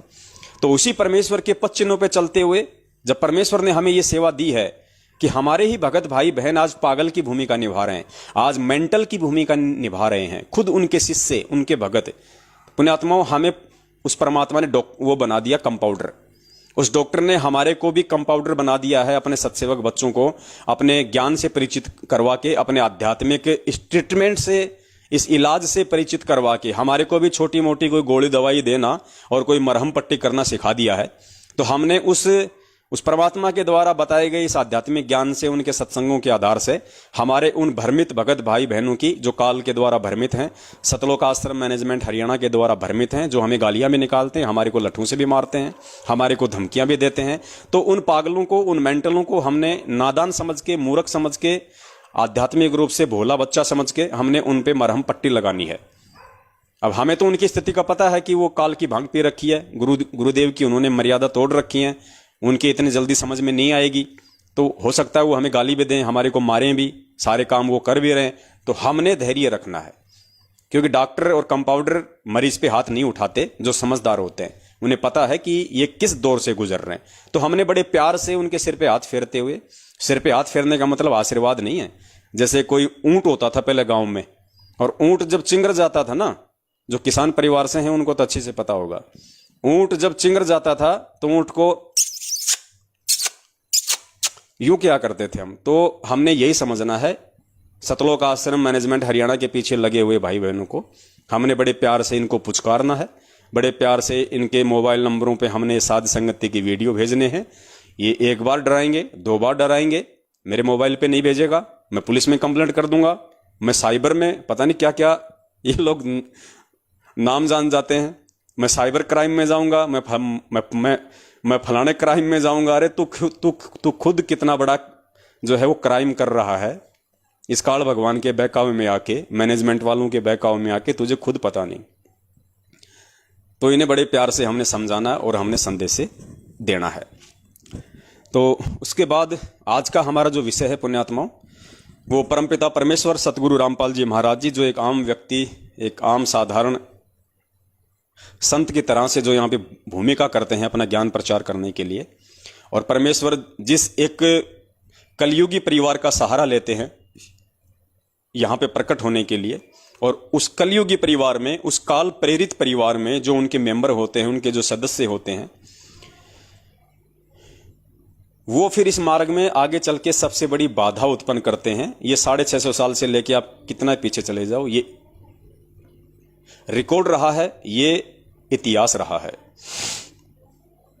तो आज ठीक वही भूमिका परमपिता परमेश्वर सतगुरु रामपाल जी महाराज जी के कलयुगी परिवार वाले निभा रहे हैं, जिनमें मुख्यतः एक उनकी बेटी है मंजू, और एक उस मंजू की मां है अनारो देवी, वो दोनों के दोनों आज वो भूमिका निभा रही हैं जो भूमिका कभी किसी समय में उस कमाल ने निभाई थी, जो भूमिका धर्मदास जी के बेटे नारायण दास ने निभाई थी, और जो भूमिका उस काल भगवान के एजेंट निभाया करते हैं।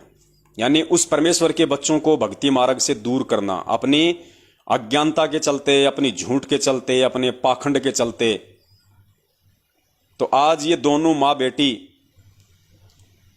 उस महेंद्र भगोड़े के दबाव में आके, यानी वो मंजू अपने चाचा के दबाव में आके और वो अनारो देवी अपने देवर के दबाव में आके, क्योंकि पुण्यात्माओं ये ज्ञान समझ में आना बच्चों का काम नहीं है। घर का जोगी जोगना, बाहर का जोगी सिद्ध। घर में डॉक्टर होता ना, उससे लोग इलाज नहीं करवाते, उनको पता होता है कि इससे राहत नहीं मिलेगी, इससे फायदा नहीं होगा। उनको विश्वास नहीं होता उस डॉक्टर पे, और 500 किलोमीटर का आदमी उस डॉक्टर पे विश्वास करके और स्वस्थ होकर चला जाता है। इसलिए कहते हैं कि घर का जोगी जोगना, जोगना यानी बेकार, निरर्थक, बिना किसी काम का।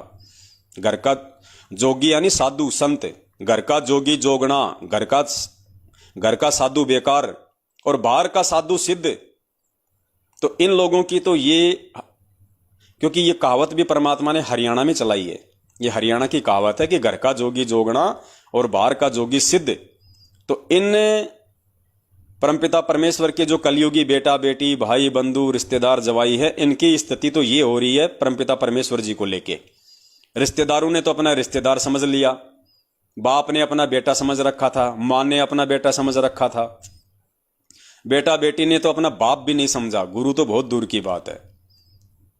आड़ोसी पाड़ोसियों ने रामपाल समझ रखा था। तो ये लोगों ने इनको उस दृष्टि से नहीं देखा जिस दृष्टि से देख के हम उनसे कुछ लाभ प्राप्त कर सकते हैं। उस दृष्टि से यदि परमेश्वर को किसी ने देखा है तो केवल उनसे दूर जो थे, उनके बच्चे हीरे मोतीलाल जिनको काल ने फैला रखा था, वो उस परमेश्वर के उस अमृत ज्ञान से परिचित होके, परमात्मा के तत्व ज्ञान से, उनके सत्संगों को सुन सुन के, और परमेश्वर ने अपने बाप की पहचान जो है, हम बच्चों ने अपने बाप की पहचान कर ली। तो आज हम उनसे लाभ उठा रहे हैं, आज हम उनसे फायदा उठा रहे हैं। वरना पुण्यात्माओं, वर्तमान समय में, इस समय जो दौर चल रहा है महामारियों का, बीमारियों का, पाप कर्मों का, वैश्विक स्थिति, हम शांति प्राप्त नहीं कर सकते। आज हम किसी न किसी रोग से ग्रसित होने थे, इस परमेश्वर की शरण में नहीं आते तो हम इतने बड़े कुकर्मी थे, आज हम कहीं जेल में पड़े होते। हो सकता है कोई ऐसा मंदा कर्म कर देते, आज हमारे को फांसी की सजा हो जानी थी, हमारा जीवन शेष नहीं था। कहने का मतलब यह है, ये तो परमेश्वर ने आके हम पे दया करी, क्योंकि वो अंतर्यामी है, उन्हें पता था कि आगे चल के इनके साथ में क्या होने वाला है, इनके प्रारब्धवश।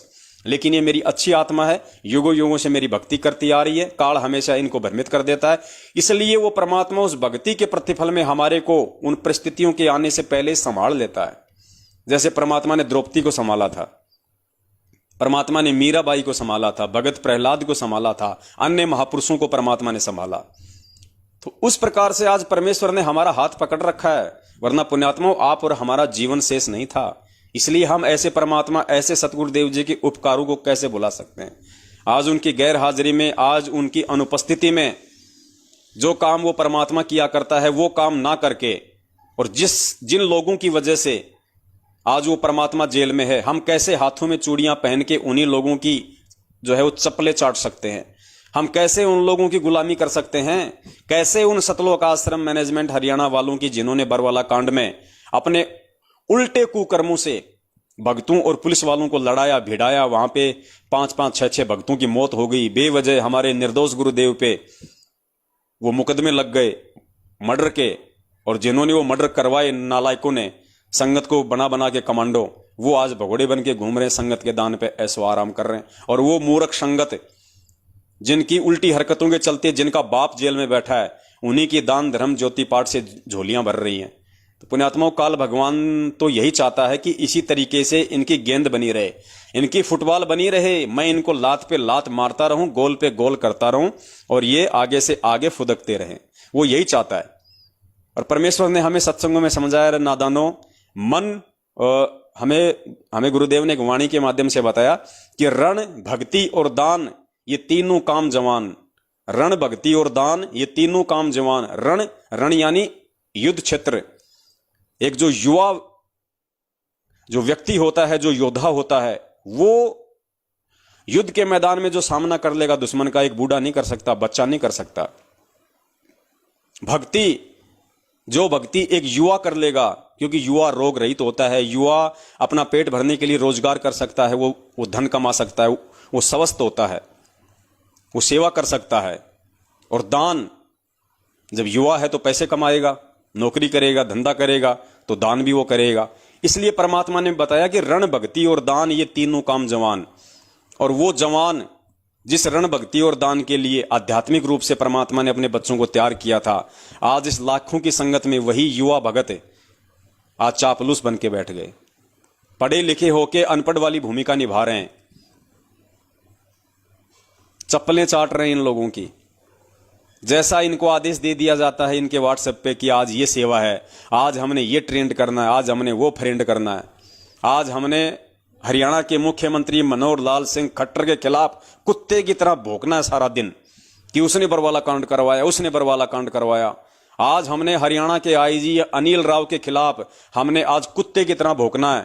अनिल राव ने षड्यंत्र कराया, अनिल राव ने जो है वो षड्यंत्र कराया, हमारे गुरुजी को फंसाया। और जब हम सत्सेवक इनसे सवाल करते हैं कि नादानो, ना तो गुरुजी को हरियाणा के मुख्यमंत्री ने फंसाया, ना गुरुजी को उस आईजी अनिल राव ने फंसाया, गुरुजी को तो तुम्हारी मनमानी और उल्टी और घटिया हरकतों ने फंसाया, अर्थात तुम लोगों ने फंसाया। तो ये कहते हैं कि ये लो जी, ये पवन दास तो गुरुजी को क्या मानता है, ये गुरुजी को, ये परमात्मा को परमात्मा नहीं मानता। अरे परमात्मा को हम फंसा देंगे क्या? एक इंसान जो है, 2 कौड़ी का आदमी उस परमात्मा को फंसा देगा क्या? तो फिर वो परमात्मा क्या हुआ? तो गद्दारों, तुमने जो पोस्टर बना बना के, वीडियो बना बना के जो सोशल मीडिया को भर रखा था कि हमारे गुरुजी को आईजी अनिल राव ने फंसा दिया, हमारे गुरुजी को मनोहर लाल खट्टर ने फंसा दिया, हमारे गुरुजी के खिलाफ उन्होंने षड्यंत्र किया है, तो मनोहर लाल खट्टर आईजी क्या हाथी है? तुम 2 कौड़ी के जीव हो गए, वो हो गए हाथी, वो भी तो 2 कौड़ी के जीव ही हैं। उस परमात्मा के आगे तो जो औकात तुम्हारी वो औकात उनकी है। तो जब तुम्हारा नंबर आता है तो तुम वहां टाल देते हो कि उन्होंने फंसाया, और जब हम कहते हैं कि तुमने फंसाया तो तुम कहते हो कि परमात्मा को 2 कौड़ी का जीव क्या फंसा देगा। तो पुण्यात्माओं, इनका कोई स्टैंड नहीं है। ये क्या बोलते हैं क्या नहीं बोलते हैं। ये भक्तों में तो भ्रमणा फैलाते हैं कि बरवाला कांड गुरुजी की लीला है, बरवाला कांड गुरुजी की लीला है, और सोशल मीडिया पे भोंकते हैं कि बरवाला कांड हरियाणा सरकार ने कराया, हमारे गुरुजी को आर्य समाजियों ने फंसाया, हमारे गुरुजी को हरियाणा की बीजेपी सरकार ने फंसाया। तो ये दोगले हैं, ये सांप हैं, सांप जिसकी 2 जुबान होती हैं, उस पर विश्वास नहीं किया जा सकता। तो हमने केवल परमेश्वर के वचन पे चलना है। परमेश्वर को जीव फंसाता है। ये किसने कहा कि एक जीव उस परमात्मा के खिलाफ षड्यंत्र नहीं कर सकता? एक जीव उस परमात्मा को फंसा नहीं सकता। किसने कहा? किस मूर्ख ने कहा? पुण्यात्माओं, देश काल और परिस्थिति के अनुसार जब परमात्मा यहाँ पे अपने तेज पुंज के शरीर को हल्का करके एक मानव सदृश रूप में इस पृथ्वी पे जब वो प्रकट होता है, तो सामने वाला जो ज्ञानहीन प्राणी होता है, जैसे 650 साल पहले शेख तकी ने उस परमेश्वर को फंसाने की लाख कोशिश की, उस परमेश्वर के साथ में हजारों उसने षड्यंत्र किए, 52 प्रकार की उसने उस परमेश्वर के साथ में वो कसनियां कसी, उस परमेश्वर के उसने टुकड़े टुकड़े करवा दिए थे, उस परमेश्वर को मरवा दिया, उस परमेश्वर को उसने कटवा दिया था, उस परमेश्वर को जेरे कुएं में डाला, उस परमेश्वर को उसने फांसी तक लगवाने का पूरा उसने षड्यंत्र किया, लेकिन वो सफल नहीं हो पाए। कोशिश की, जीव कोशिश करता है उस परमात्मा को मारने की, उस परमात्मा को फंसाने की, लेकिन वो सफल नहीं हो पाता, क्योंकि वो मूर्ख होता है। वो भूल जाता है कि ये मेरे जैसा, ये दिख जरूर रहा है लेकिन मेरे जैसा है नहीं। वो कोशिश इसलिए करता है, वो उस परमात्मा को अपने जैसा 2 कौड़ी का जीव समझ के, उस परमात्मा को एक साधारण सा संत समझ के उसको फंसाने की चाल चलता है, मारने की चाल चलता है, षड्यंत्र करता है उस परमात्मा के खिलाफ, लेकिन वो सफल नहीं होता। तो सफल तो ये भी नहीं हो रहे, कोशिश तो इन्होंने भी बहुत की बरवाला कांड में। अरे जिस भगवान ने हमारे को 27 साल से यहां आके अनमोल सत्संग करके, परमात्मा ने हमारे को हमारे हाथों में मंत्र कार्ड पकड़ना सिखाया। विचार करो पुण्यात्माओं, जिस सतगुरुदेव जी ने हमारे को 27 साल से रातों को जाग जाग के सत्संग करके जिन हाथों से हम कुकर्म करते थे, उन हाथों से हमारे को मंत्र कार्ड पकड़ना सिखाया, उन हाथों से हमारे को सुमरणी, उस परमेश्वर को मरवा दिया, उस परमेश्वर को उसने कटवा दिया था, उस परमेश्वर को जेरे कुएं में डाला, उस परमेश्वर को उसने फांसी तक लगवाने का पूरा उसने षड्यंत्र किया, लेकिन वो सफल नहीं हो पाए। कोशिश की, जीव कोशिश करता है उस परमात्मा को मारने की, उस परमात्मा को फंसाने की, लेकिन वो सफल नहीं हो पाता, क्योंकि वो मूर्ख होता है। वो भूल जाता है कि ये मेरे जैसा, ये दिख जरूर रहा है लेकिन मेरे जैसा है नहीं। वो कोशिश इसलिए करता है, वो उस परमात्मा को अपने जैसा दो कौड़ी का जीव समझ के, उस परमात्मा को एक साधारण सा संत समझ के उसको फंसाने के चाल चलता है, मारने की चाल चलता है, षड्यंत्र करता है उस परमात्मा के खिलाफ, लेकिन वो सफल नहीं होता। तो सफल तो ये भी नहीं हो रहे, कोशिश तो इन्होंने भी बहुत की बरवाला कांड में। अरे जिस भगवान ने हमारे को 27 साल से यहां आके अनमोल सत्संग करके, परमात्मा ने हमारे को हमारे हाथों में मंत्र कार्ड पकड़ना सिखाया। विचार करो पुण्यात्माओं, जिस सतगुरुदेव जी ने हमारे को 27 साल से रातों को जाग जाग के सत्संग करके जिन हाथों से हम कुक्रम करते थे, उन हाथों से हमारे को मंत्र कार्ड पकड़ना सिखाया, उन हाथों से हमारे को सुमरणी जाप करनी सिखाई, इन कुक्रम करने वाले हाथों से परमात्मा ने दान धर्म करना सिखाया। वो परमात्मा अपने ही आदेश के खिलाफ, अपने ही भक्ति विधान के खिलाफ, सोचो क्या बरवाला कांड में वो मंत्र माला वो सब छुड़वा के, क्या उनके हाथों में झंडे में चढ़ा के 6 फुट का डंडा है और पेट्रोल बम और बंदूकें और ईंट पत्थर रोड़े और पहना के काले कपड़े गुंडों वाले, क्या वो परमात्मा, क्या वो सतगुरु अपने ही दूसरे बच्चे जो प्रशासन वाले भी तो उसी परमात्मा के बच्चे हैं, अरे उन्हें ज्ञान नहीं था, हमें परमात्मा ने थोड़े सत्संग करके ज्ञान दे दिया था। मालिक कहते हैं सूक्ष्म रापति एक ही अंगा, सूक्ष्म रापति एक ही अंगा, चाहे कोई सूक्ष्म जीव हो, रापति यानी हाथी, चाहे कोई हाथी हो, परमात्मा के लिए दोनों जीव बराबर है। तो गुरुजी के लिए तो वो हरियाणा प्रशासन भी भाई उनका बेटा, उनके बच्चे, और हम भी उनके बच्चे। तो सोचो बाप अपने 2 बच्चों को कैसे लड़ा सकता है? वो तो कोई मूर्ख व्यक्ति लड़ा सकता है, कोई कुकर्मी व्यक्ति लड़ा सकता है, जिसका बहुत बड़ा कोई स्वार्थ हो, झगड़ा करवाने में जिसका कोई स्वार्थ हो, कोई नालायक व्यक्ति, कोई मंदबुद्धि व्यक्ति ही ऐसा कर्म करवा सकता है। और उस नालायक, उस मंदबुद्धि, उस काल एजेंट, उस घटिया इंसान की भूमिका निभाई उसी परमपिता परमेश्वर के कलयुगी भाई महेंद्र भगोड़े ने, और उस महेंद्र भगोड़े का साथ दिया उसी परमपिता परमात्मा के कलयुगी बेटा बेटी, भाई बंधु, रिश्तेदार, जवाई और हमारे जैसे कुछ मंदबुद्धि भगत जो उस समय उस परमात्मा के ज्ञान और विधान से परिचित नहीं थे। ये दास भी पुण्यात्माओं बरवाला कांड में कमांडो बना हुआ था। इस दास ने भी 2-4 पुलिस वालों को मारे थे लठ, लेकिन मुझे तो परमात्मा ने वहीं दे दिया दंड। 2-4 मेरे भी ऐसे लगे, मैं तो चुपचाप बैठ गया। पुण्यात्माओं ये कहानी है। अब इस राम कहानी को हमने ज्ञान से समझना पड़ेगा। इसलिए दास कहता है कि जोश में होश मत खोया करो। कोई अगर कुछ बोलता है तो उसका निर्णय करो, उसका निष्कर्ष निकालो कि ये बोल क्या रहा है और ये जो बोल रहा है वो सही है या गलत है। ऐसा नहीं पीछे से आवाज आई बंदी छोड़ सतगुरु रामपाल जी महाराज की जय, और हमने भी बोल दिया जय। हम ये नहीं सुन रहे कि वो क्या बोल रहा है, वो बोल रहा है बंदी छोड़ सतगुरु सतपाल जी महाराज की जय, और हमने बोल दिया जय। अरे सतपाल और रामपाल में तो रात दिन का अंतर है। तो थोड़ा विचार किया करो पुण्यात्माओं। ये काल भगवान हमें ऐसे ठगेगा, ऐसे ही हमारे को जल्दबाजी में ये हमारे को भ्रमित करेगा। इसीलिए परमात्मा ये ज्ञान देते हैं रह रह के, रातों को जाग जाग के। क्या जरूरत थी परमात्मा को? सृष्टि रचना तो बतानी थी। 2-4 कहानी का जो है 2-4 कहानी किससे सुनाने थे, तो वो तो 2-4 बार सुनाने से ही आ जाएंगे समझ में।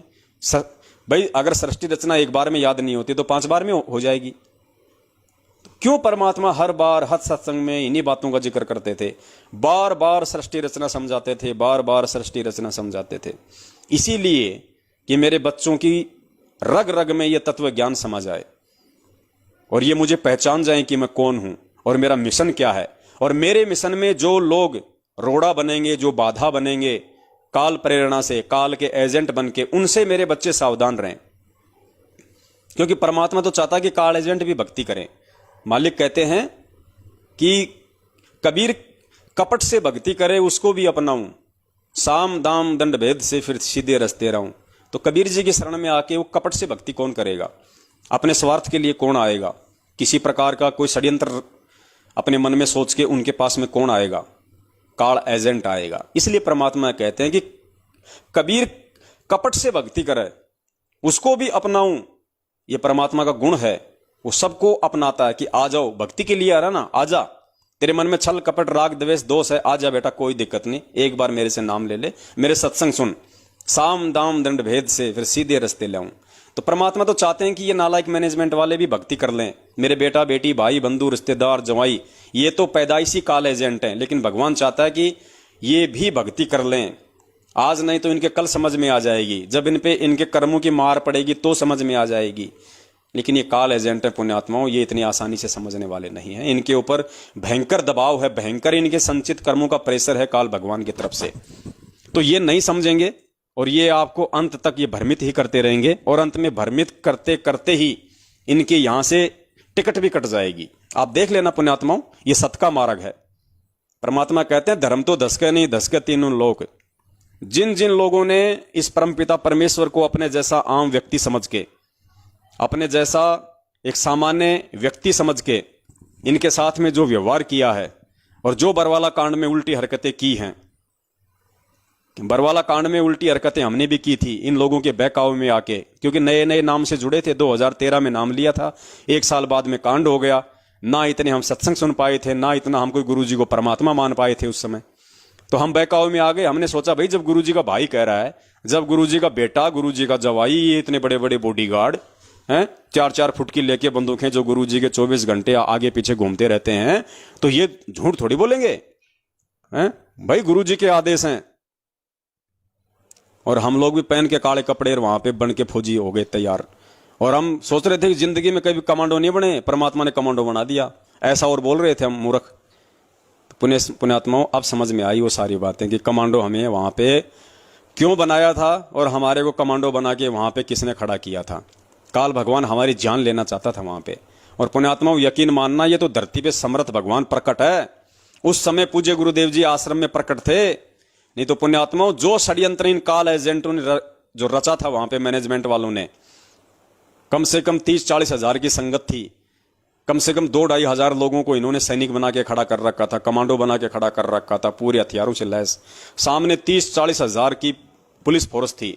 और जिस प्रकार से वहां पे जो मैदान जो काल भगवान ने महाभारत का जो रच दिया था पुण्यात्माओं, ट्रकों के ट्रक वहां पे लाशों के भर के जाने थे, ट्रकों के ट्रक, इतने लोग वहां पे मरने थे, नरसंहार होना था, धरती लाल हो जानी थी। लेकिन ये तो धरती पे भगवान प्रकट था, परमेश्वर ने अपनी समर्थता से उस कांड को टाल दिया। खाली 5-6 में ही काम निपट गया। इन काल एजेंटों ने तो वो षड्यंत्र रच दिया था भयंकर। तो शुक्र मनाओ उस परमात्मा का जिन्होंने अपनी समर्थता से उस काल की चाल को काटा। तो इस प्रकार से पुण्यात्माओं हमने बहुत सोच समझ के चलना पड़ेगा इस मार्ग में, वरना मार खा जाएंगे। हमारा कोई नहीं है, ध्यान रख लेना, हमारे पूज्य गुरुदेव संत रामपाल जी महाराज जी के अलावा दुनिया में कोई नहीं है। ठीक है, हम जिस परिवार में रहते हैं, जिस समाज में रहते हैं, अगर वो लोग सही हैं, ठीक हैं, उनको सद्बुद्धि दे रखी है परमात्मा ने, या हमें जो जिम्मेदारियां दी हैं परमात्मा ने एक परिवार में, हम उनको निभाएं, निभाना पड़ेगा। ये काल का लोक है, ये कर्म लोक है। यहाँ पे हमने ये कर्म करते करते ही हमारे को भक्ति करनी पड़ेगी। हम साधु संत बन के अपने बाल बच्चों से दुखी होके, परेशान होके, उनके व्यवहार से दुखी होके अगर हम घर छोड़ के कहीं भगने लग गए तो पीछे से फिर वो आत्माएं और ज्यादा बिगड़ जाएंगी। वो परमेश्वर के बिल्कुल भी फिर वो नजदीक नहीं आएंगी। वो फिर गुरुजी में उल्टा और दोष निकाल लेंगी काल प्रेरणा से। लोग जब उन्हें कभी कहेंगे कि भैया संत रामपाल जी से नाम ले ले, तो वो कहेगी एक ने नाम लिया था, वो घर छोड़ के भाग गया, आज देखो हमारी क्या हालत हो रही है। मैं और अगर इस बाबा रामपाल का नाम ले लूंगी तो पता नहीं क्या हो जाएगा। तो हमने मौका नहीं देना काल भगवान को, क्योंकि उसने ऑलरेडी हमारे को इतना ज्यादा यहाँ पे दुखी कर रखा है, इतना हमारे को जो है बांध के रखा हुआ है। ऊपर से हम एक दूसरे के साथ में झगड़ा फसाद मार काट लड़ाई, हम और ज्यादा अपने आप में फिर वो दुखी हो जाएंगे।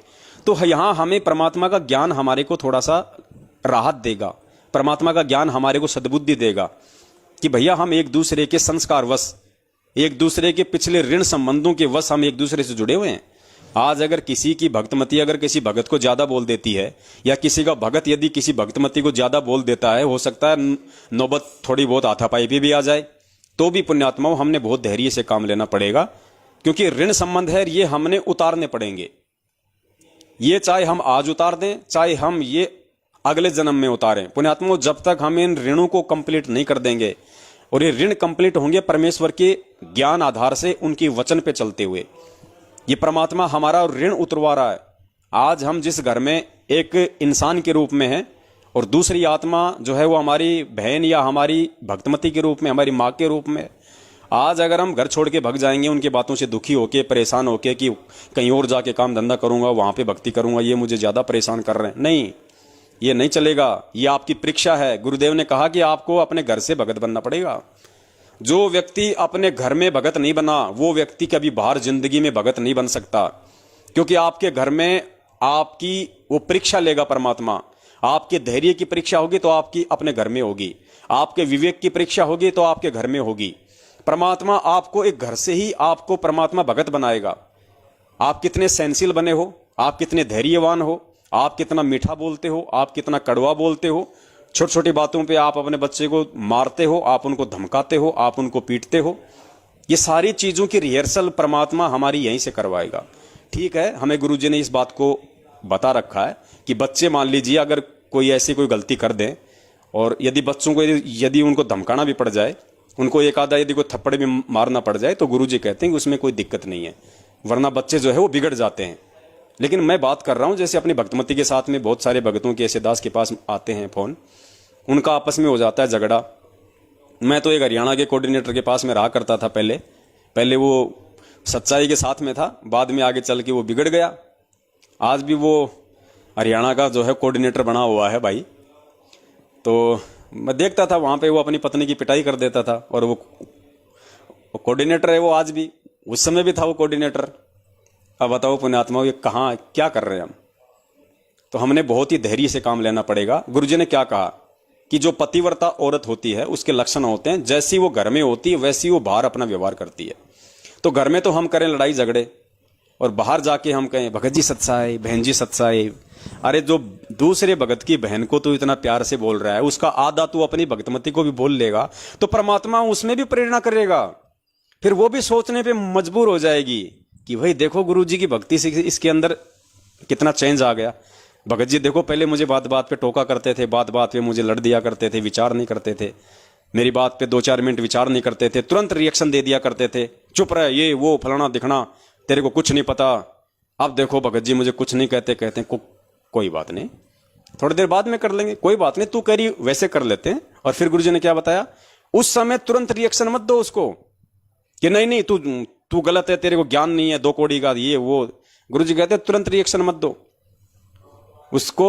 10, 15, 20 मिनट, 1-2 दिन जब तुम्हें लगे कि अब मौका ठीक है, तब उसको समझाओ कि देखो जी आपने उस दिन ये बात कही थी, तो मेरे हिसाब से अगर इसको ऐसे कर लेते तो ज्यादा ठीक रहता, बाकी आप बताओ।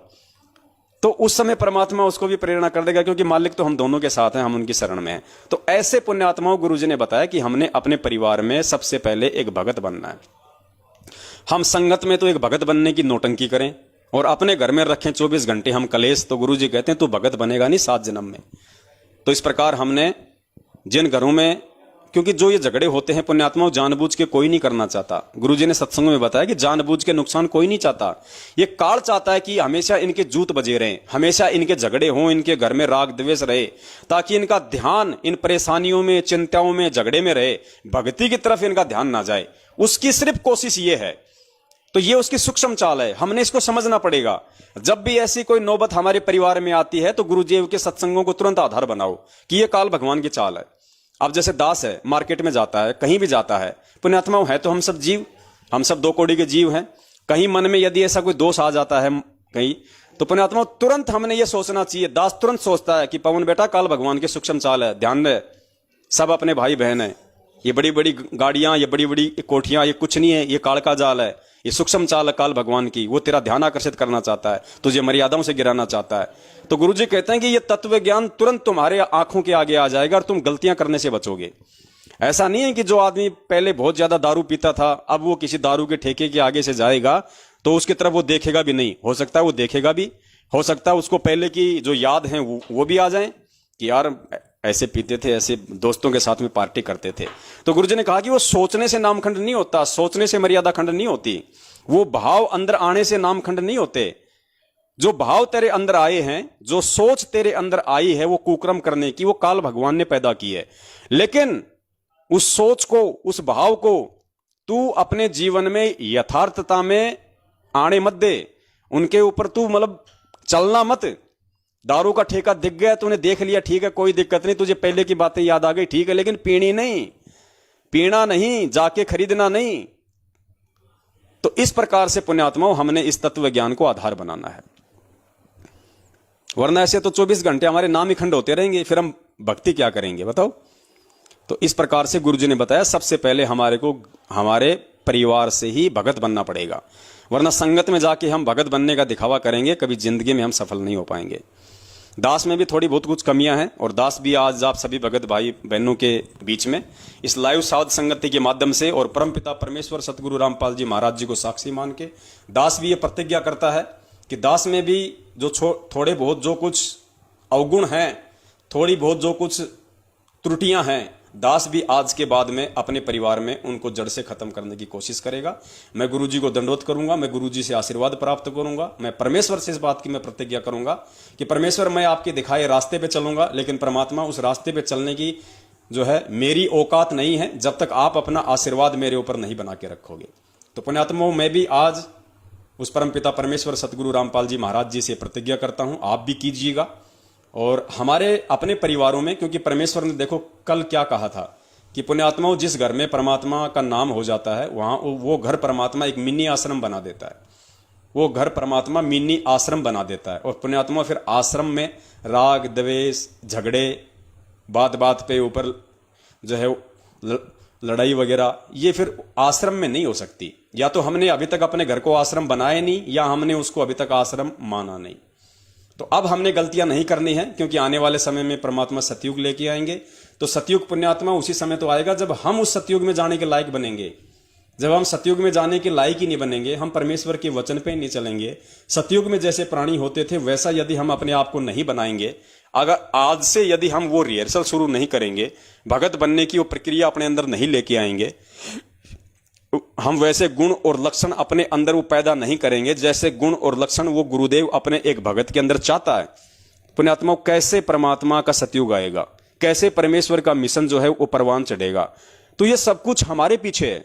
परमात्मा आप और हमारे को आधार बना के सब कुछ काम करना चाहता है, और हम यदि नहीं बनना चाहेंगे, नहीं उनके ज्ञान को आधार बना पाएंगे, किसी भी पीले पर्चे को हम गुरुजी का आदेश मान लेंगे, किसी भी कोऑर्डिनेटर की बात को हम स्वीकार कर लेंगे मूर्खता में, तो पुण्यात्माओं ना तो हम सतयुग में जा पाएंगे और परमेश्वर का मिशन लेट होगा, जिसके दोषी उल्टे हम होंगे और ज्यादा हम पाप के भागी बनेंगे उस परमात्मा की नजरों में।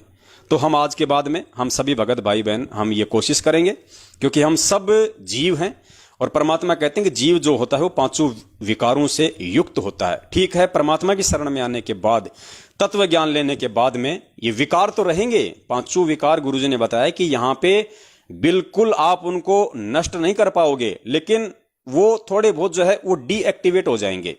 मतलब वो पांचों विकार आपको नुकसान नहीं देंगे, आपके ऊपर ऐसे हावी नहीं होंगे कि आपकी कोई मर्यादा टूट जाए या आपका बहुत बड़ा कोई नुकसान हो जाए।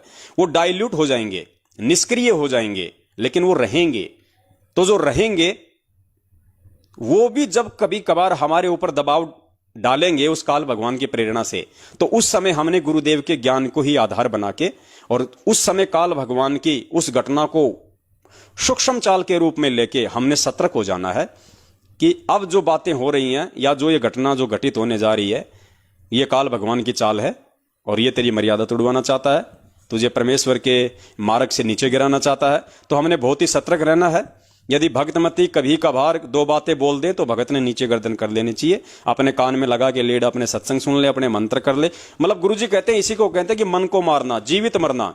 यो गुरु ज्ञान विज्ञान वाणी जीवित ही जग में मरो। गुरुजी कहते हैं मेरे जो ज्ञान है इसका मूल मंत्र यही है, ये जो विशेष ज्ञान जो विज्ञान मैंने तुम्हें दे दिया इसका मूल अर्थ यही है कि जीवित ही जग में मरो। जीवित ही जग में मरना यही बताया। कोई तुम्हें गाड़ी निकाले, उल्टा सीधा बोले, अब बताओ हम मार्केट में कहीं जाते हैं, वहां हमें कोई दो बातें बोल देता है तो हम उसको कुछ नहीं बोलते, हमारे अंदर भाव भी नहीं आते अगर हम भगत हैं तो। और घर में अगर भक्तमती थोड़ी बात बोलती है तो हम भी उसको दो बातें बोल देते हैं। तो ऐसा ही व्यवहार जो हम दूसरों के साथ करते हैं, क्यों ना अपनी भक्तमती के साथ भी कर लें। मैं भी कोशिश करूंगा आज के बाद, आप भी कोशिश करो और हम कोशिश करेंगे, हम परमेश्वर के उस दिखाए रास्ते पे चलेंगे। तो गुरुजी कहते हैं कि तुम मेरे बताए रास्ते पे तुम एक बार चल के तो देखो, तुम एक बार जीवित मर के तो देखो, सामने वाले में भी परमात्मा वैसी ही प्रेरणा कर देगा। और इसी तरह से पुण्यात्माओं हमारा घर एक आश्रम बनेगा, और जब हमारा घर आश्रम बनेगा तो परमात्मा ने फिर जगह जगह फर्जी आश्रम बनवाने की क्या आवश्यकता है। क्यों परमात्मा ये फर्जी आश्रम बनवाएगा फिर जो लोग ये खोल रहे हैं। अब कल एक भगत कह रहा था कि गुरुजी का आदेश आया है, क्योंकि ये लोग ऐसी भ्रमणा फैला रहे हैं। क्योंकि अब जैसे कुरुक्षेत्र में जो पुरुषोत्तम सैनी है, कल परमात्मा ने जिसके अज्ञान का पर्दाफाश करवाया था, अब वो क्या करेगा, वो केवल अपने ही उस फर्जी आश्रम की ज्यादा मार्केटिंग करेगा। उसको मुंडका से, सिंहपुरा से, जिंद भिवानी आश्रमों से कोई लेना देना नहीं है। उसने तो कुरुक्षेत्र वाले उस जमीन के टुकड़े को अपने बाप दादाओं की प्रॉपर्टी समझ लिया, अब उसी की मार्केटिंग करेगा। तो सबको पता है कि वो 5 एकड़ में है। जो कुरुक्षेत्र का जो फर्जी आश्रम बन रहा है, भक्तों को मूर्ख बना के, जो उन्होंने जो जमीनें ले ली, जो भक्तों को मूर्ख बना के वहां पे सेवादारों के रूप में, मजदूरों के रूप में लगा रखा है, वो 5 एकड़ में है। और वो क्या संगत के अंदर ये भ्रमणा फैला रहा है, अफवाह फैला रहा है कि गुरुजी का आदेश आ गया, बेटा मैं बहुत जल्दी आने वाला हूं और कुरुक्षेत्र आश्रम को तैयार करो, मैं वही सत्संग करूंगा आके। मतलब गुरुजी जब आएंगे तो इनके उस कुरुक्षेत्र वाले फर्जी आश्रम में ही सत्संग करेंगे। और भगत भाई क्या कर रहे हैं, उन वीडियो को आगे भेज रहे हैं, खुश हो रहे हैं कि गुरुजी जो है कुरुक्षेत्र वाले आश्रम में आएंगे, गुरुजी कुरुक्षेत्र वाले आश्रम में आएंगे। अरे मंद बुद्धियों, कुछ तो विचार किया करो, कुछ तो विचार किया करो। इसी को कहते हैं भेड़ चाल, इसी को कहते हैं भेड़ चाल। कुछ नहीं सोचते, नीचे गर्दन करके चलो, आगे वाला कुएं में गिर रहा तो तुम भी गिर जाओ।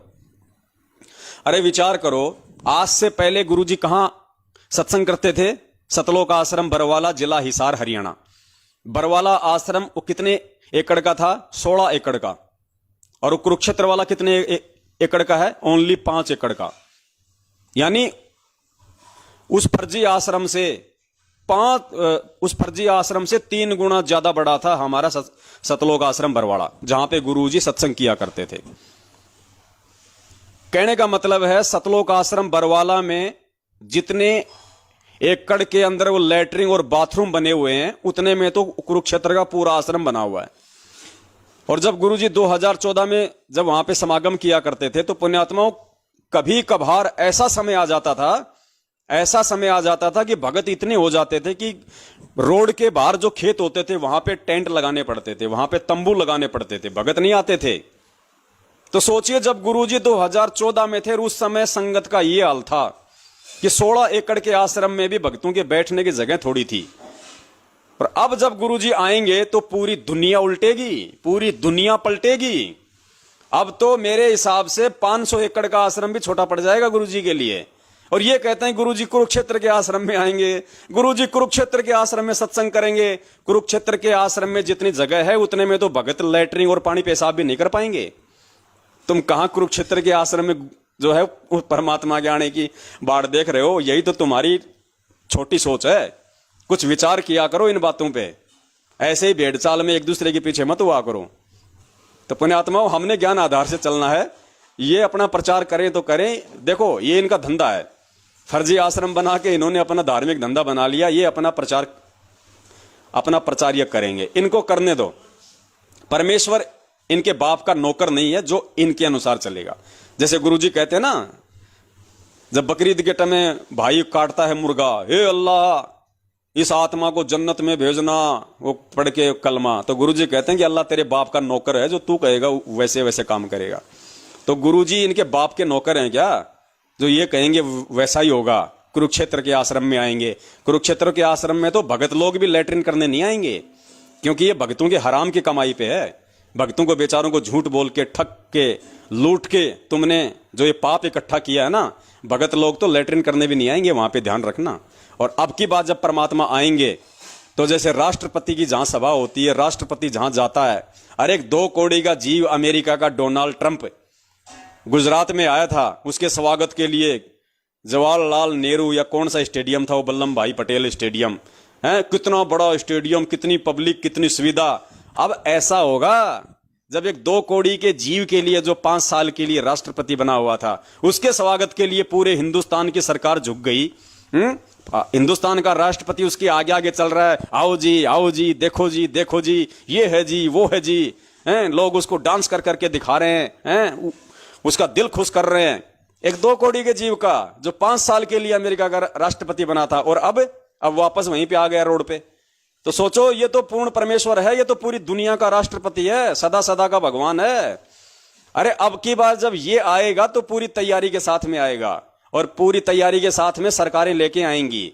तो सोचिए 5 एकड़ में जाएंगे क्या? 5 एकड़ में तो पुलिस वालों की गाड़ियां खड़ी नहीं हो पाएंगी अब की बार। तो पुण्यात्माओं, हमने ज्ञान आधार से चलना है।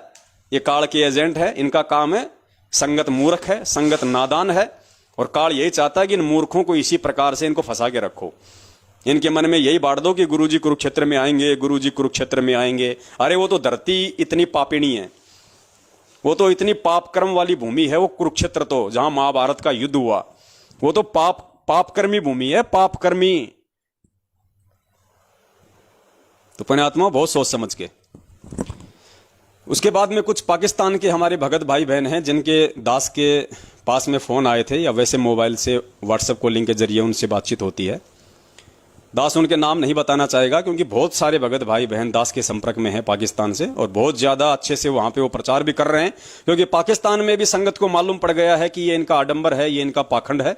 जो भगत सच्चाई बोलता है उसको गुरुद्रोही कह देते हैं। तो उन भक्तों ने बताया कि भगत जी पाकिस्तान में संगत को पूरी तरह से भ्रमित कर रखा है, और पाकिस्तान के लोग जितना यहां के आर्मी चीफ उस बाजवा से नहीं डरते जितना कि आपके नाम से डरते हैं। जितना कि पाकिस्तान के भगत आप पवन दास के नाम से डरते हैं, उतना तो पाकिस्तान के आर्मी चीफ जनरल बाजवा से भी नहीं डरते कि पवन दास का वीडियो नहीं देखना, नाम खंड हो जाएगा, नाम टूट जाएगा, तुम्हें किसी आश्रम पे नहीं आने दिया जाएगा, तुम्हें कोई सुविधा नहीं दी जाएगी, तुम्हारा नाम शुद्ध नहीं करवाया जाएगा। लेकिन उन्होंने कहा कि भगत जी हमने आपकी वीडियो देखे और हमें सच्चाई समझ में आ गई। हालांकि हम यहां पे ओपन नहीं हैं, लेकिन हम आपका हर लाइव प्रोग्राम देखते हैं, हम दूसरे भक्तों को भी भेजते हैं, और हम अपने स्तर पे सब लोगों को सच्चाई बताने का प्रयास कर रहे हैं। तो आज उन भक्तों ने कहा कि भगत जी थोड़ी सी शंका ये हो रही है, क्योंकि आपके खिलाफ इतनी ज्यादा मार्केटिंग हो रही है यहाँ पे पाकिस्तान में, गुरुजी के ज्ञान का प्रचार कम और आपके नाम का प्रचार ज्यादा किया जा रहा है। तो हमें शंका यह है कि भगत जी क्या वास्तव में आपको गुरुजी ने गुरुद्रोही कहा है? क्या वास्तव में आपको संत रामपाल जी महाराज जी ने अपने मुख कमल से आपको गुरुद्रोही कहा है? भगत जी आप हमारी इस शंका का समाधान कर दीजिए, उसके बाद हम बिल्कुल पीछे नहीं हटेंगे। तो देखो भगत जी, जिस प्रकार से आज आप लोगों ने मुजदास को फोन किया, मुजदास से आप लोगों ने ये सवाल किया व्हाट्सएप पे, तो कहीं ना कहीं भगत जी अभी हमारे अंदर थोड़ा सा ज्ञान की कमी है। हम परमेश्वर के सत्संगों को, उनके ज्ञान को उतना आधार नहीं बना पाए हैं। वरना इतने दिनों से आप हमारे लाइव साध संगत ये प्रोग्राम सुन रहे हैं, अभी भी आप जुड़े हुए हैं, अभी भी आप लाइव प्रोग्राम देख रहे हो। अब बताओ जो गुरुद्रोही होगा, अरे गुरुद्रोही को क्या पड़ी है? उसके सिर में कोई खुजली चल रही है क्या जो संत रामपाल जी के भक्तों को समझाएगा? हैं? उसको क्या पड़ी है भगत जी? ना उसको संत रामपाल जी से मतलब होगा, ना संत रामपाल जी की संगत से मतलब होगा। बाढ़ में जाए उनकी बेटी, बाढ़ में जाए उनका परिवार, और बाढ़ में जाए उनकी संगत। गुरुद्रोही को क्या लेना देना फिर उसे? जो गुरुद्रोही हो गया, जिन्होंने संत रामपाल जी का मार्ग छोड़ दिया, जिनको उनसे कोई लेना देना नहीं है, वो क्यों अपना माथा पचाएगा 3-3, 4-4 घंटे लाइव आके? क्यों लोगों को समझाएगा? क्यों संत रामपाल जी के जो है वो सत्संग सुनाएगा? क्यों संत रामपाल जी को इतनी इज्जत और तवज्जो देगा अगर वो गुरुद्रोही होगा? तो गुरुद्रोही तो सीधी मां बहन की गालियां निकालेगा, संगत वालों को निकालेगा। वो होता है गुरुद्रोही तो जो मैनेजमेंट वाले काम कर रहे हैं, सारे उल्टे काम करते हैं। राजनीति करता है मैनेजमेंट, गालियां निकालती है गुरुजी को दुनिया कि ये देखो रामपाल पाखंडी और इसके चेले अपने आप में बहुत बड़ा संत बनता है कि मैं कबीर का अवतार हूं, और यहां पे देखो ये पक्षपात करता है, कभी बीजेपी को वोट देता है, कभी कांग्रेस को वोट डलवाता है, कभी हरियाणा की जेजेपी पार्टी को वोट डलवाता है। गुरुजी को गालियां तो हरियाणा की दूसरी जातियां निकालती है कि ये देखो पाखंडी रामपाल और उनके चेले, यही काम है बस इनका। खाली ये तो कागजों में है संत, बाकी इनका कोई लेना देना नहीं इनका साधुता से। जाटों के आरक्षण में जाके खड़े हो गए। अरे हम ब्राह्मण, हम ठाकर, हम बनिए, हमारे से क्या दुश्मनी है बाबा रामपाल की जो जाटों को आरक्षण दिलवाने के लिए वहां पे उनके साथ में हो गया? ये तो पक्षपात करता है, राजनीति करता है।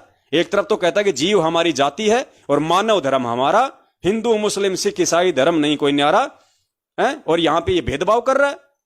जाटों के साथ में खड़ा हो गया, जाटों के साथ में अपने भक्तों को खड़ा कर दिया उनको आरक्षण दिलवाने के लिए। खुद कहता है कि मैं सतलोक लेके जाऊंगा, यहां पे आरक्षण के लिए मर रहे हैं।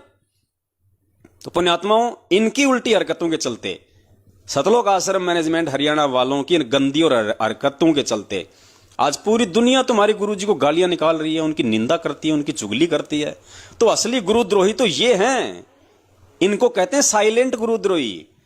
साइलेंट गुरुद्रोही। अरे जो कमाल था, कमाल ने कभी उस कबीर परमात्मा को गालियां निकाली थी क्या? कभी नहीं निकाली। क्या उस कबीर परमात्मा को कुछ उल्टा सीधा बोला था? कभी नहीं बोला। वो भी तो गुरुद्रोही कहलाया, क्योंकि वो साइलेंट गुरुद्रोही था, क्योंकि वो नीचे नीचे परमेश्वर की आत्माओं को तोड़ रहा था।